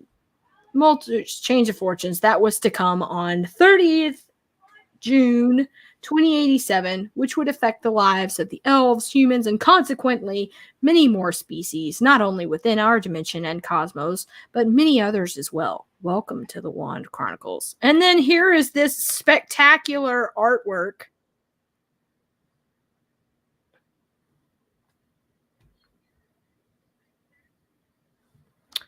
Right here.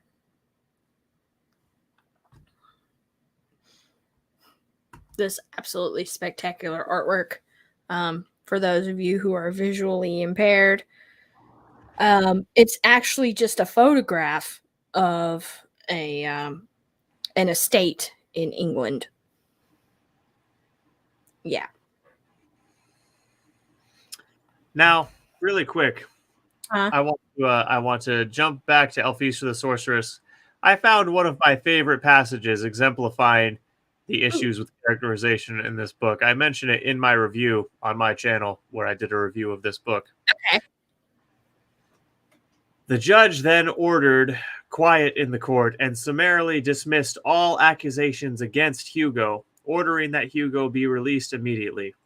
The judge also remarked that Lord Bro was now accused on 2 counts of murder made against him, the murder of his half-son Max Bro and that of Max's mother, Chantel Williams. A date for the commencement of the double murder trial would be decided upon at a later court session. In the meantime, Lord Arlo Bro would be kept in remand in a high-security prison. Hugo just sat there for a few moments to try to gather his thoughts. What a day, he thought. Life throws us these curveballs, and sometimes we wonder how we will survive.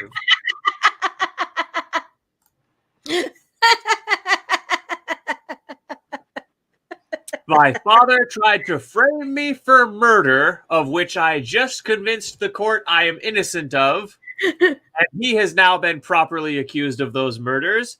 And this is my reaction, because I'm a real human man's. I like to do the skateboards. Hello, yes, I am real human man's. I like to do the crimes. Yep, against literature. Yes, Lauren. What? Exactly. No one talks like that to themselves in their heads, period. Right. Unless you're like an old British man living in the 20s. Mm. And even then, Well, I mean, even then, though, you wouldn't be like, oh, well, jolly good, you know. Life just throws us these silly curveballs, like, you know. Book written by robots for robots. Yes, Nikki. Thank you. yes. Oh. And so that is a much better illustrator of any of the stuff I'd previously read from that book about how consistently bad the dialogue and characterization and all of that shit is. God. Like, that is a prime example. Yes. It's and like I said, I mentioned it in my review because my dad killed my brother-in-law and tried to frame me for it, and my reaction is, man, life sure do be throwing us some curveballs sometimes, huh? Yeah. Because very human things to think in those situations. Right. Very human things. Oh yeah. Oh, and don't leave out the part where you know, how Max was very obviously a token character. Because he was, you know, he was black and he was gay. And the only black and the only gay character, mind you. Yep, only black, only gay character. And the producer had the ghostwriter use that as an excuse to basically go on a diatribe of how he believes that because, you know, it's not okay for him apparently to come out and say that he likes men, anybody that stands in his way of that should be publicly castrated. I'm not joking. There's an entire section in there that basically goes through the characterization of Max and his thoughts on what's his dad's name? Arlo. Mm-hmm. And yeah, pretty much. Basically, he felt like because the fact that his dad didn't like the fact that he was gay. Well, not only that, but basically everybody he'd talked to that knew his dad felt like he should be taken out and publicly castrated because of the way that he felt about his son being gay. And so I think, Caitlin, you're the way you're presenting this is coming off a little awkward. Let me clarify for the folks at home. Mm-hmm. The point Caitlin is making here is that the author spent like an inordinate amount of time making it very clear about how he felt about homophobes. And the entire thing read like, look at me. I'm up on my soapbox. Mm-hmm. I don't like homophobes. They're very bad people. Look at me and how virtuous I am. I'm a good person. I mean, it was like 2 pages of that. Yeah. I don't like homophobes either. I think they're stupid and silly.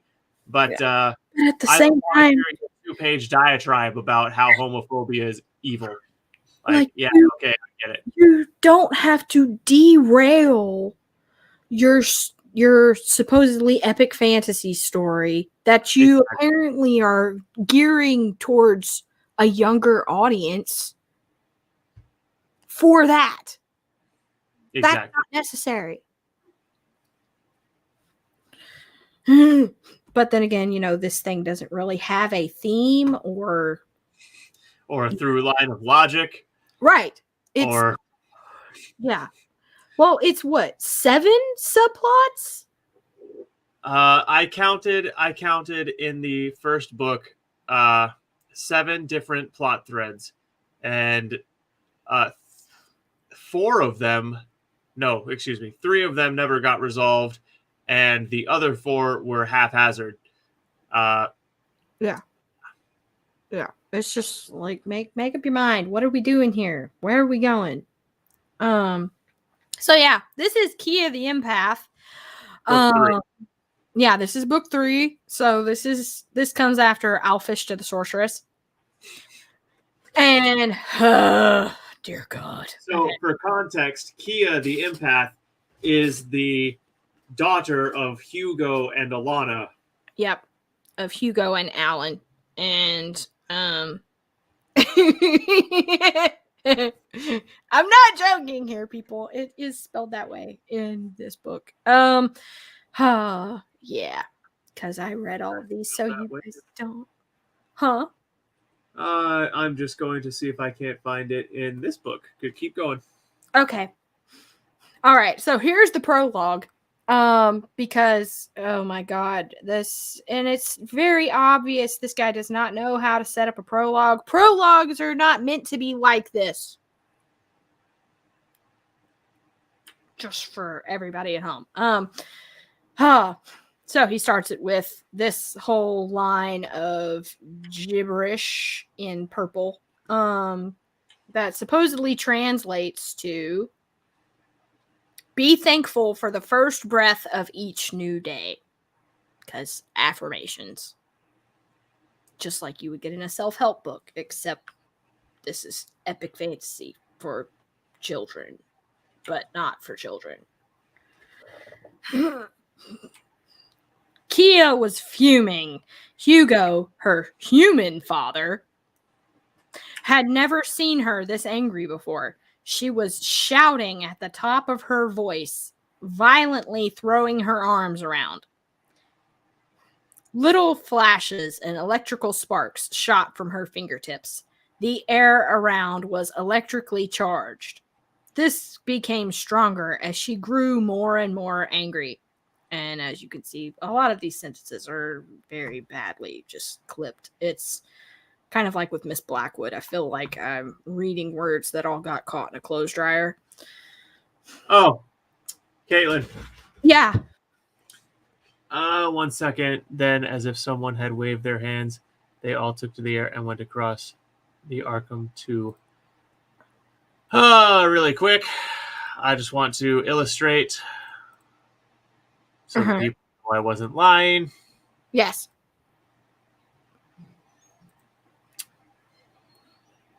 Alana, 1L.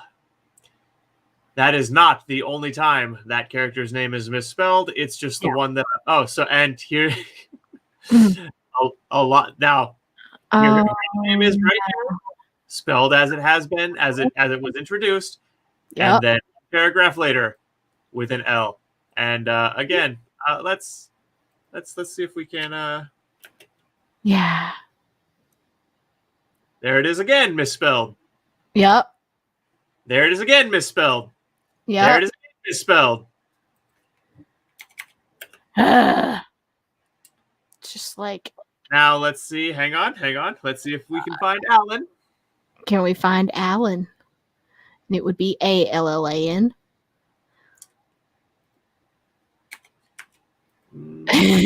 It's not finding those, but you get the point. But yeah, because there is straight up an Alan in Kia the Empath. And Kia? Yeah. So, Lauren asks, what kind of reviews does the books have? Oh, darling.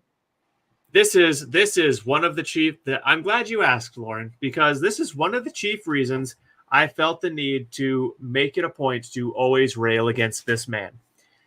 All of his reviews are 5 stars. Yep. Well, except for all of them, except for mine and mine. Mm-hmm. And this guy, when I left my 1-star review on his Goodreads, he called his publicist, who was the one who had asked me to interview this guy and review his work. He called his publicist and threatened to sue him if my review was not taken down. Mm-hmm.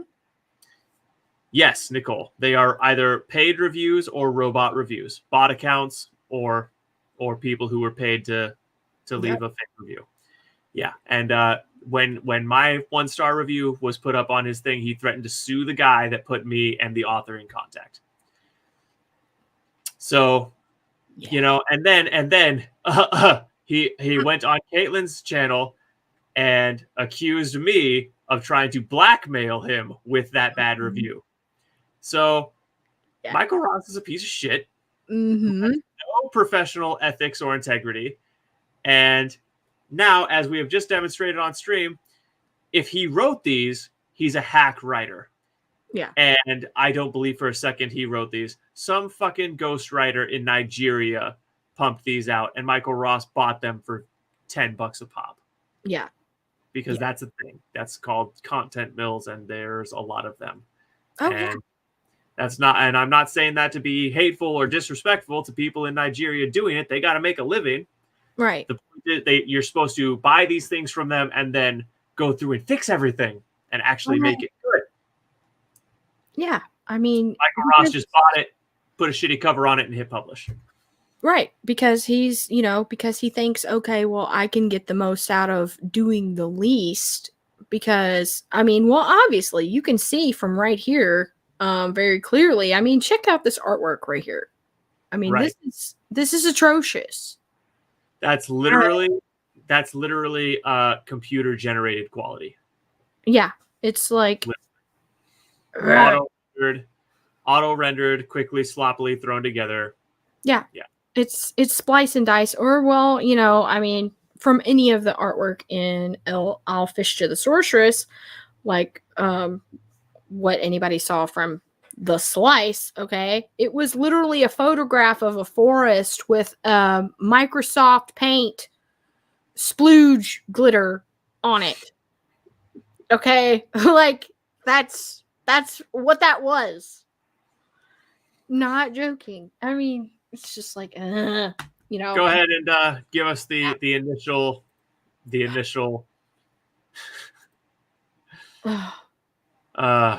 Oh man. Okay, so here we go. So yeah, like I said, all of these sentences right up here all sound like they got caught in a clothes dryer. So she's throwing a tantrum. This is something she does a lot of in the book, because that's the only characterization that we get of her, except of course, for the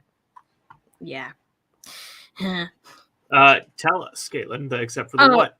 The fact that she is she's a 14-year-old girl who is far more physically mature than anyone else her age, and that's made out very apparently, because apparently that is extremely important to the narrator. Yeah. So you guys can think of that what you will. Fawning over Greta Thunberg, who looks like she's 12 and who was like 15 when these would have been written. And then fawning over the physical maturity of a 14-year-old. Michael Ross, are you sure you don't want to admit that these were ghostwritten for you? Are you sure? Because, man. So, I'm going to see how quickly I can get to the part where, let's see here. Because I have a favorite line in here. And if you guys go watch my review, you can... You'll find out what it is. Okay, so Kia shouted at the top of her voice, not the top of her lungs or anything, because that's not an expression. a long, drawn-out "arg" in frustration. Into this scene walked Alana, because apparently we're reading a screenplay. Kia's elvish mother. She could see Kia was more upset than usual and watched in horror as Kia raised her hands and whipped a levitation spell at Hugo that lifted him 4 feet or so into the air and held him there. Like, where are the commas? Or why isn't this broken at all? Like, they were so concentrated on clipping all of these sentences, but now it's just like word vomit.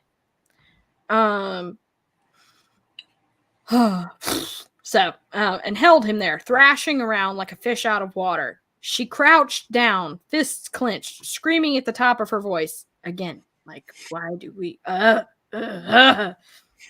because that is the only way we know how to describe this. Then she stopped, stood up, turned on her heels, and stormed off in the opposite direction. She bounded along the human side of her physique was able... What? Where are we? Wait a minute. How far did we go? She bounded along. The human side of her physique was able to cope easily with the gravity in the earthen dimension, but here on Lanakia, where gravity was weaker, she could cover 7 or 8 feet in one stride and rise up almost the same distance between strides. Alana ran to help Hugo, at the same time shouting at Kia to calm down and come back. But by now, Kia had disappeared. Kia was normally the sweetest, most innocent-looking young girl you could wish to set your eyes upon. If you looked a little closer, though, and managed to draw yourself away from her large, almost hypnotic, mesmerizing blue eyes, you would notice underneath her cascading mass of dark, wavy hair, which meandered down her back, a glimpse of one of her elvish ears. She had a habit of tucking the hair on the right side of her head behind her right ear. Her skin was white and smooth and flawless, but she didn't look pure elvish either. There was something else, her slightly fuller lips, which were redder than those of her peers, stronger shaped eyebrows. For a 14-year-old in earthen years, she was tall, almost 6 feet, but stockier than a pure elvish female of similar age, still very attractive in a feminine way, but not as willowy as one would expect of a purebred elvish girl. You may have noticed the occasional small bruise on one of her arms or on the side of her neck. Why does she get hickeys a lot? Just kidding. Yeah. She was strong-minded and confrontational. That was apparent. She would stand, feet braced, shoulder-width apart, hands on hips, with her head tossed back so she could look you directly in the eye. But wait a minute. If she's 6 feet tall, why does she need to toss her head back to look you directly in the eye? Yeah. Unless, of course, the people that she deals with are giants. I mean, is that what we're saying here? Are you saying that, these people are giants?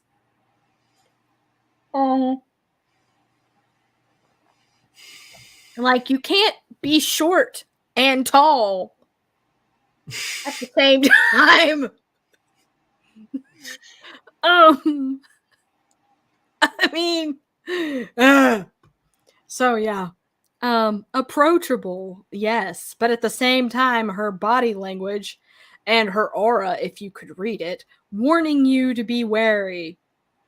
Yes, entirely different than a normal Lanakian female elf, and so she should be because she was half earthen. This is so awkward. She took those attributes from her father, Hugo Bro. The traits were genetically and magically mixed together with those of her mother, the Lanakian elf Alana Yanash, which produced this beautiful hybrid teenage girl. But that was only the tip of the iceberg. Never before in the history of the earthen and elvish dimensions had there been such an offspring the solar continuum had ever allowed it, but in the case of Had never allowed it. well, yeah, I know it had never allowed it, but it's just like the way he said like I'm just saying you mispronounced the word, Cait. I was just correcting you. Keep going. no, I'm saying he should have. There shouldn't be a comma here. Like it. Oh yeah, I was just correcting your mispronunciation of that word. That's all. I wasn't. Oh, well, the reason why I read it so awkwardly was because it is punctuated awkwardly. Well, yeah. Just keep going. Keep going. In the case of Hugo and Alana, had set a precedent. Hugo and Alana were, in effect, an experiment to see if a lasting union could be achieved between an elf and a human. Being allowed to have a child of their own was the icing on the cake for them both. They were coming to terms with the nuances of earthen and elvish characteristics that were now mixed together. The differing sensitivities, not humans, wow, all of the words are blurring together. Anyway, the differing sensitivities, emotions, and the highs and lows. It was a huge learning process, not only for Hugo and Alana, but mainly for Kia. So, yeah. So, I'm trying to see, where is this spectacular line? But as you can see, okay, we've just got all of this, very intricate characterization of this one character when we haven't seen this kind of characterization on anyone else. Right. Especially, and I know you only stomached Elfistra the Sorceress. Well, yeah, I refused to spend money on the other. I know the prequel is free. Yeah, but not anymore. But yeah, not anymore. Not anymore. Yep. Oh, interesting. Mm-hmm. I wonder why he made it harder to access. Oh, yeah, I know. But yeah, just like, so basically to summarize, because while I am looking for this, because this is extremely like exposition-y, like so much telling in here, the amount of telling to the amount of showing. Well, right, and I think we demonstrated that propensity for that adequately with the dialogue that we read from the first book. Yeah. It's like, oh man, let me just tell you everything there is to know about my world in character dialogue. Exactly. Oh man. Oh, but I found the line. I found it right here. So if we want, we can do it in context. I will do this as quickly as possible. But all right. So basically, they go on to explain among the majority of elves on Lanakia, emotions were reasonably placid. It had taken an extra 3.5 million years of evolution compared to the Earthens to smooth this out. So basically, apparently, this is the reason why they're all robots, because they devoided themselves of emotion. Except that's not consistent with what we see in the previous book, because in the previous book, there's a lover's spat between Alana and her wife, and the emotions are anything but placid, except... Right. It's amazing. It's actually amazing what Michael managed. He managed to have them display jealousy and remorse and all that stuff and still sound incredibly robotic. Right. It was actually a feat of a writing I don't think I could replicate. Yeah, unless, of course, you're having a bot do it for you. Maybe. Continue. Maybe? So, yeah, okay. So there were times when Alana just wasn't geared up to deal with the emotional explosions that came from Kia, mentally and physically. Hugo, on the other hand, tried his best to placate Alana by saying, well, it's her human teenage hormones coming to the fore. Don't you mean forefront? Or why? Why does he speak like he's from, like, way old? I've seen this many times with teenagers back home on our earthen dimension. Don't worry. It's just a phase. It will pass. I hope. Because exclamations. He never seemed overly confident, though. Hence the reason he has to shout. So, we are beginning to have an inkling regarding her temperament. She certainly... Well, and apparently the narrator felt the need to tell us that we're getting an inkling of what her temperament is. Right. Why? Now, readers, I'm gonna tell you. Now, I can tell you based on the previous book that I have read, it's entirely possible that this was supposed to be dialogue, and he just forgot the punctuation. Oh, yeah, that's true. That's true. Because there are so many sections. Oh my god. I wish when I had been taking my reader's notes, I had marked down all the places. If I had anticipated that I would be doing this, I would have, because in the first book, entire sections of narrative, and I know for a fact it was narrative because of the way it was written, that were in dialogue quotes, that were in quotation marks, and entire sections of dialogue that were not, and that continued for like 2 pages. Mm-hmm. Oh my god! Yeah, we may have to revisit this and just be like, okay, here, bye. If people doubt us, they can go fucking read it. Right. Oh, but I don't need to prove that it's in there. Go read it. Prove it's not. No, I mean just simply for the fun of it. Oh, there's no. I'm not enjoying myself. I want to hit myself over the head with a hammer. No, we're not doing that. Oh man, but no, this is okay. So we're getting to the fun part. All right. Blah, blah, blah, blah. She certainly looked a little different from every other girl, but there was something else, something that would catapult her into the adventures that were lining up before her, vying for her attention. And with each passing of the 2 Lanakian suns, more were trying to hustle in for her attention. Hugo and Alana knew this. Queen Haruntha and Elfistra knew this.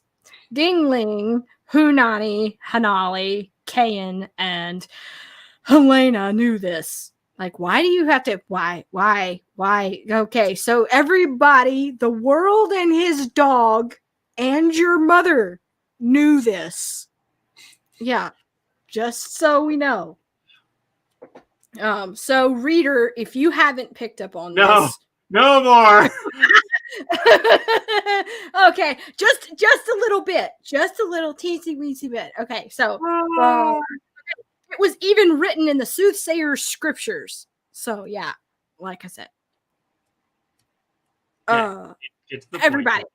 Yep. You want to make it so bad, just get to it. Because the narrator is beating us over the head. So, blah, blah, blah, blah. Okay, it was only a matter of time before she exploded onto the interspecies and interdimensional stage to deal with the problems that would arise. Oh, yes. There's one more thing to mention here. Kia was an empath because, we can't show this by action in a scene. There are empaths on both the Earthen and Lanakian dimensions. What they are and what they can do with their powers are similar, although in general, the power of the empaths on Lanakia is more heightened because strong magical forces come into play. Kia was a phenomenal natural empath. Her powers were magnified 100-fold. She was undoubtedly the most gifted empath on Lanakia. She had heightened magical powers as well, since her mother was an elf with extraordinary magic imbued within her. Blah, blah, blah. Okay. Let me repeat myself 20 times because I think you're too stupid to get the point. Exactly. Like the amount of echoes in here, I feel like reading this, my brain is doing this. And if you can't tell, I'm going in a circle. Just like blah, blah, blah, blah. So yeah. All right. Because it's a circle. 360 degrees all the way around. Like a circle. because it never ends. Right. Like a circle. Oh man. Yeah, but like this is the thing that they make you read. Oh man. And it's like, yeah, we want to go to funny.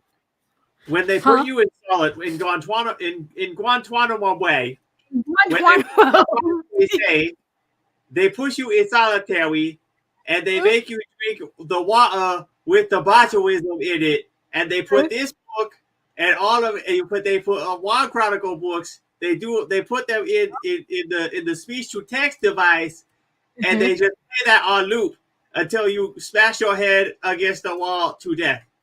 That's right. Yep, because we want you to go to the funny farm where everyone twiddles their fingers and toes and weave baskets and do finger painting. Everything's okay. That's okay. So yeah. Anyway, because this is how you feel by the time you get to this point in it. Why I tortured myself? I did it for you guys. This is why. Because yeah.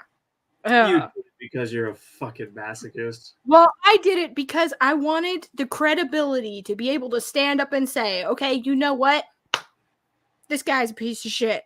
He bought all of those reviews, had all of his bad ones scrubbed, and thinks he can come out here and be like, oh, la-di-da, I'm an author, when the rest of us out here are busting our ass. And, no.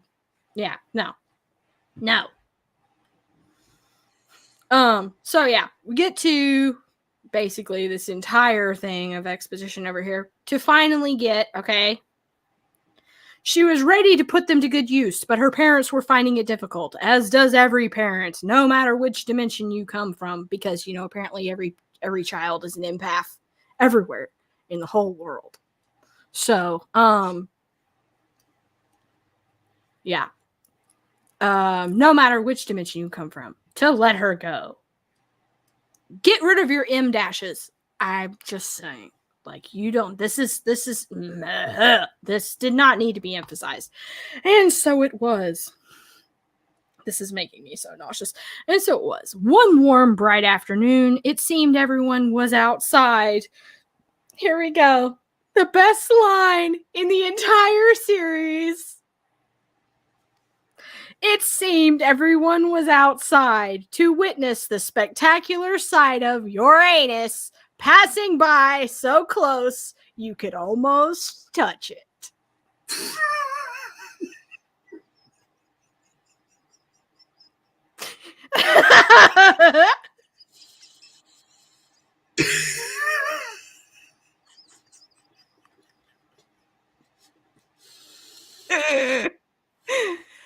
Now, Caitlin, give the boys and girls context on why. Give them the insider football on why that is such a not only a hilarious line but an important one. Yeah. Okay. So, the reason why this line is so spectacular, and for those of you who go in the description and follow the link to my review of this entire series, you will see, okay, the reason why this is spectacular, it seemed everyone was outside to witness the spectacular sight of Uranus passing by so close you could almost touch it, is shit that a ghostwriter does to flex their muscles on the producer of a manuscript when the producer of said manuscript is being an asshole. Why are you being tortured? Because we must all suffer together. That's why. Like Destin says, we must all do the suffering together. That's right.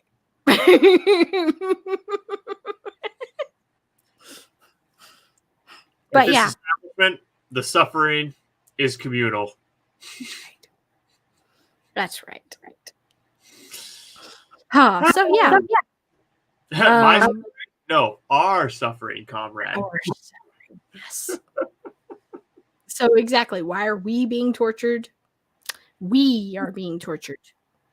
Indeed. Because, well, we had to be tortured, and therefore we are torturing you. But, like I was saying, so, And I think, honestly, with that, we can go ahead and move on just really quick. I'm going to show you. Have to do book 4. Well, just a peek, okay? Just a peeky peek. Okay, hurry up. So I'll just really fast, okay? Okay, there we go. Oh my god. If Mason, like Mason's review of these books. I I pay money. I would pay money to hear Mason's reviews of these books. Yep. And look at this trite but true, like super obvious thing right here. When you stand and face the sun, your shadows will fall behind you.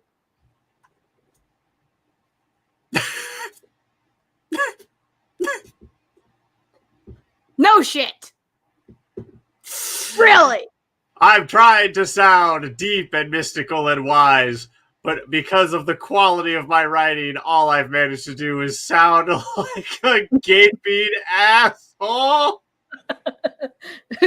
No, like, the spectacular sight of Uranus. That's what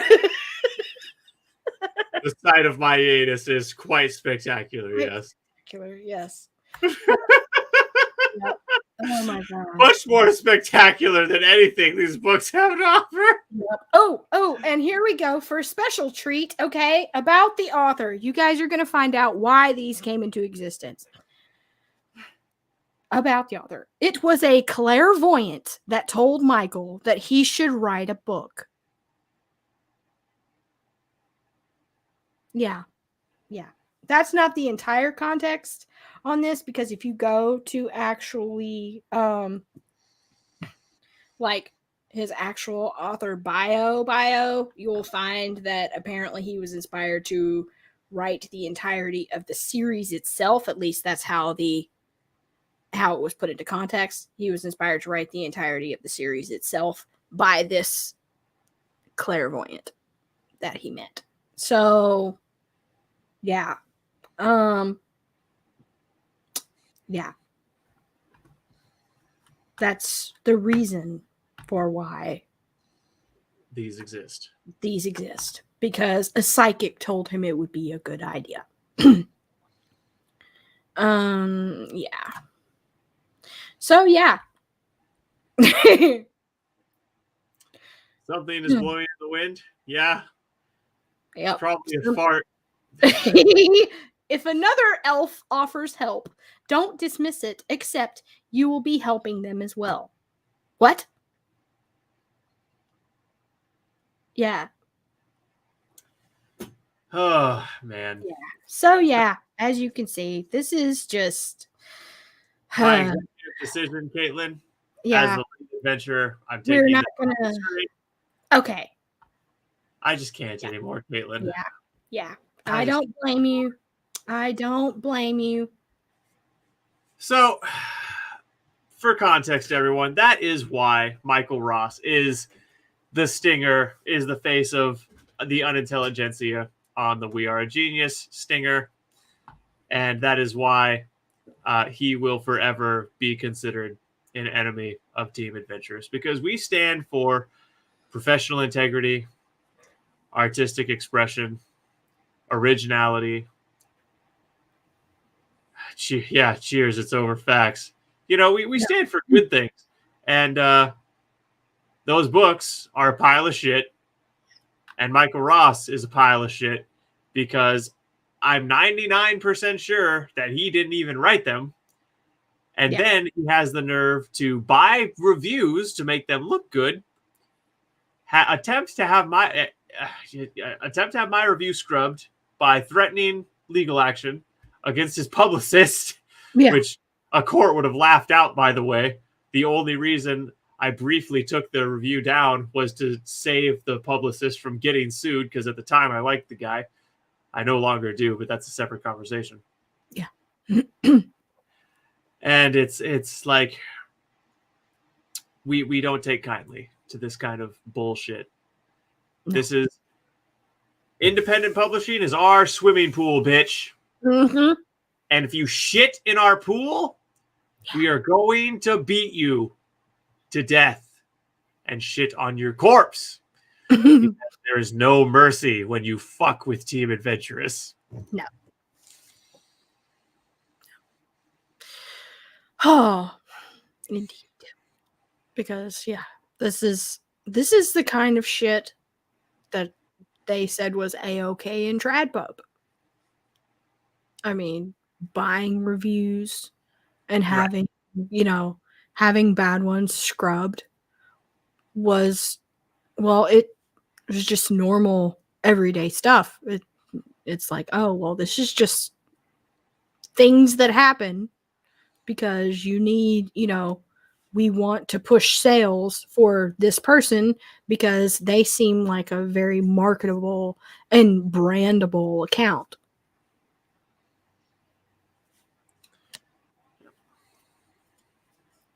And that's how come you end up, with people like Stephanie Meyer and E.L. James and all of those things, because that's their idea of, well, whatever is going to sell us the most, the fastest, is who gets put at the front.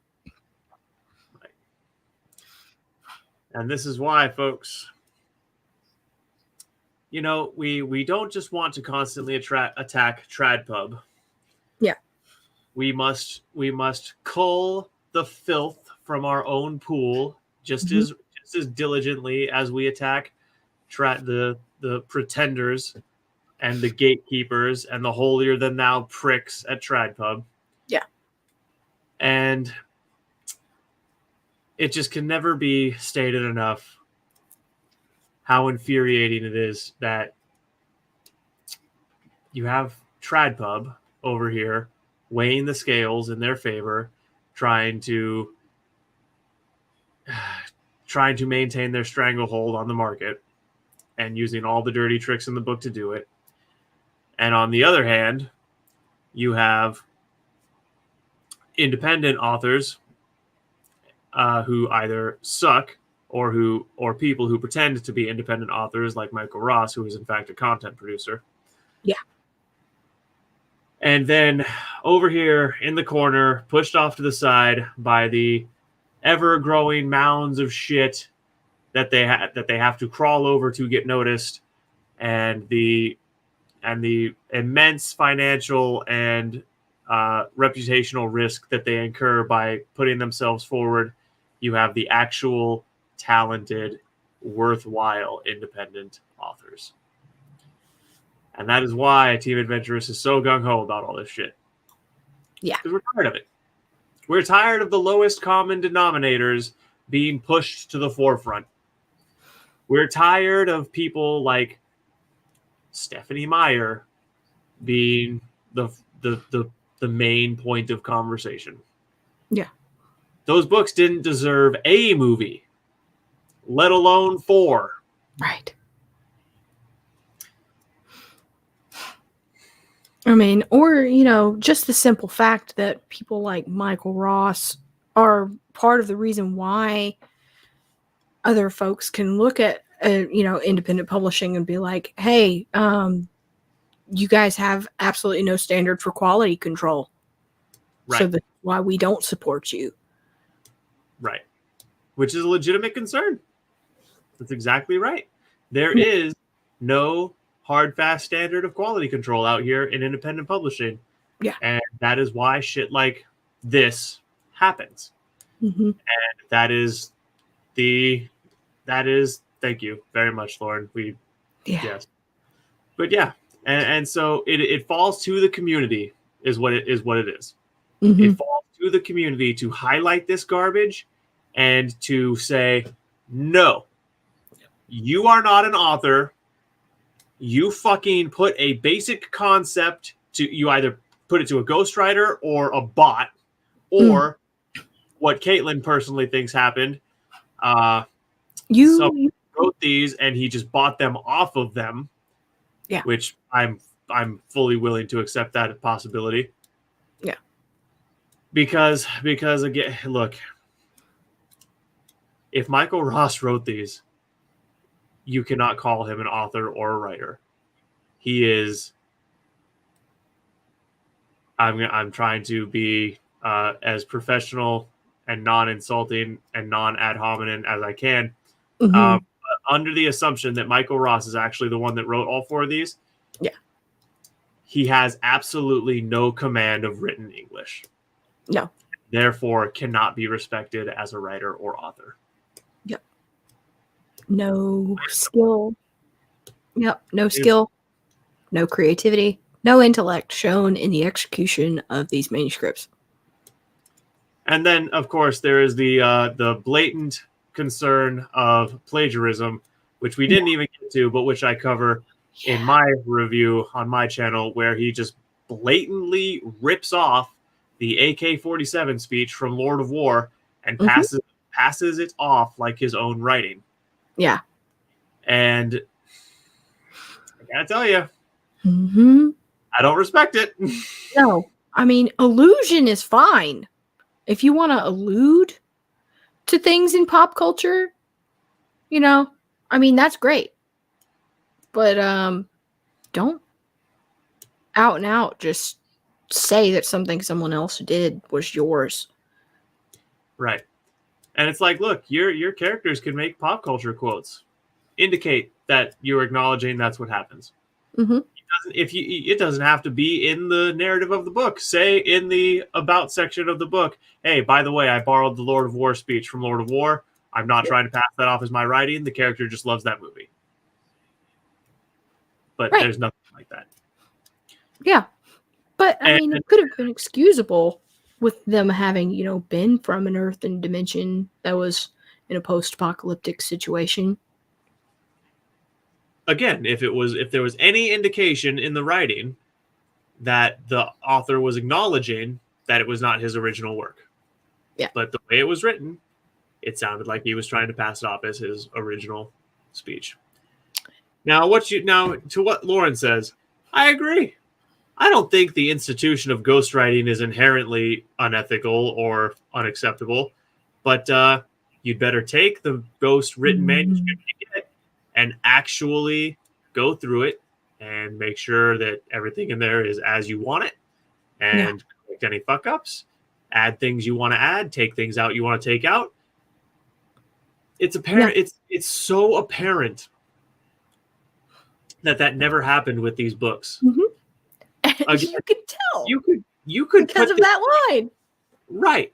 You could put this thing through the free version of Grammarly, and it would vastly improve the quality. Mm-hmm. And Grammarly isn't that good. No. So, yeah. Yeah. So, yeah.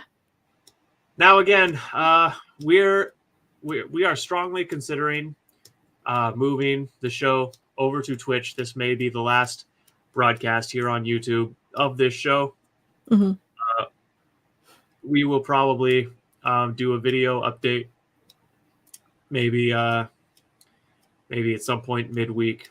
Letting y'all know what decision we came to on that.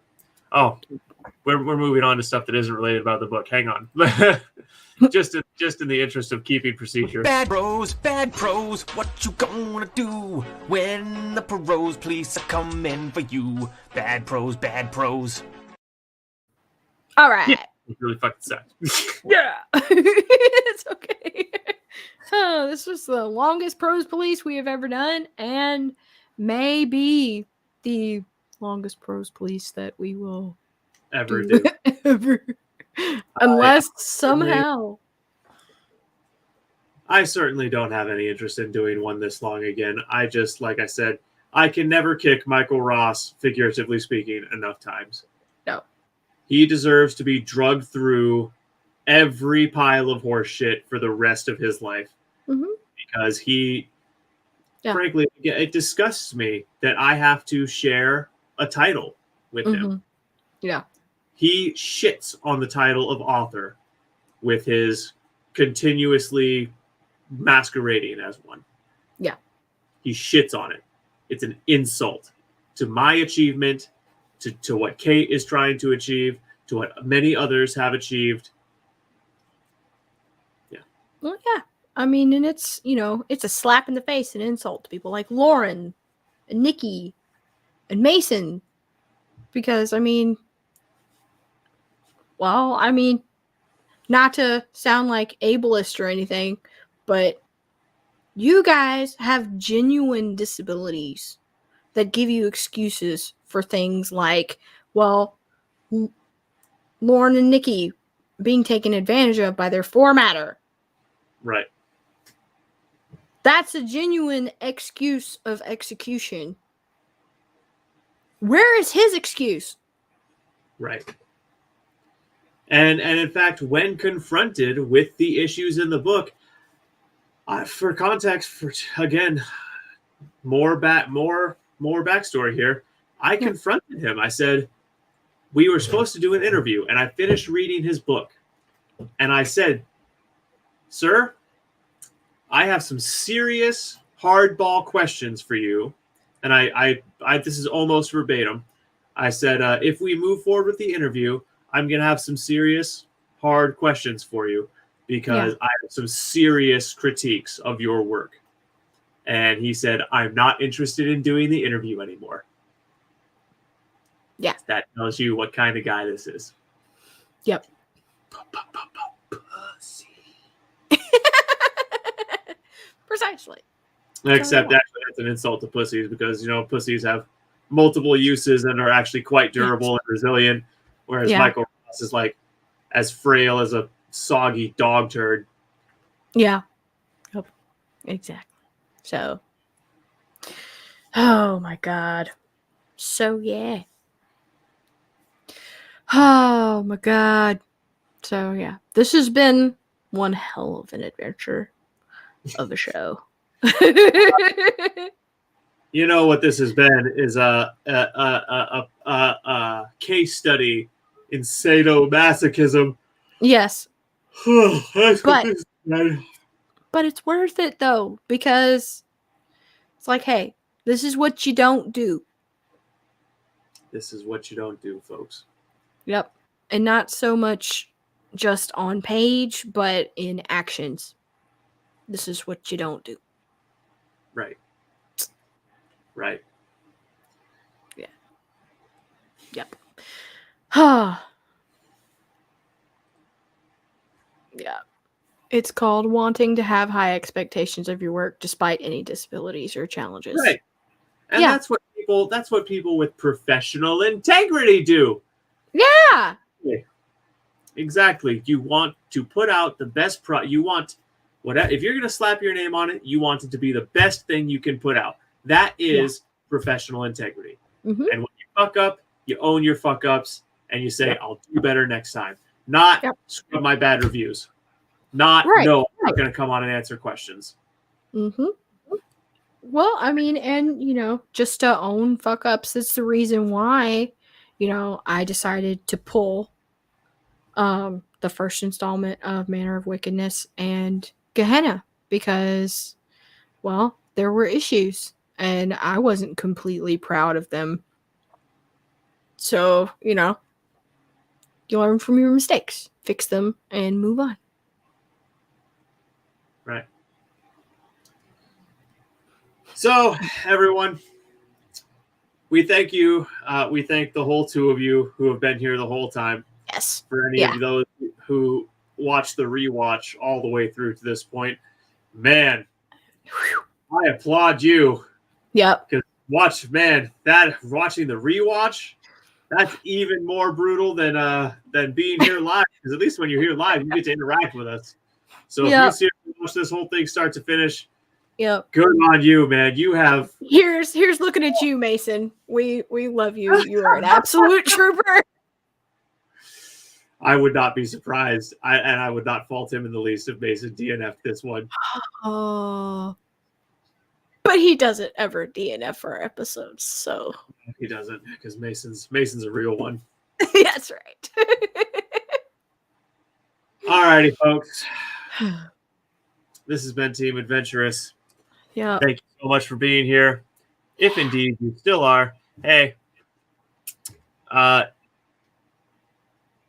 One more thing, if you watch this episode, I know you two already are, but IYFA has been banned and given a strike and shadow banned by the powers that be. So go to our channel about section, go to the channel, like all the videos, comment on all the videos, subscribe, share the videos around if you are against corporate censorship. Because bogus channel strikes are YouTube's way of canceling people and getting away with it scot-free. Yep. So, yeah. All right, everyone. We'll see you next week. Have a great night. Take care of yourselves. Thank you for being here. All that good shit. Yeah. Welcome to the adventure.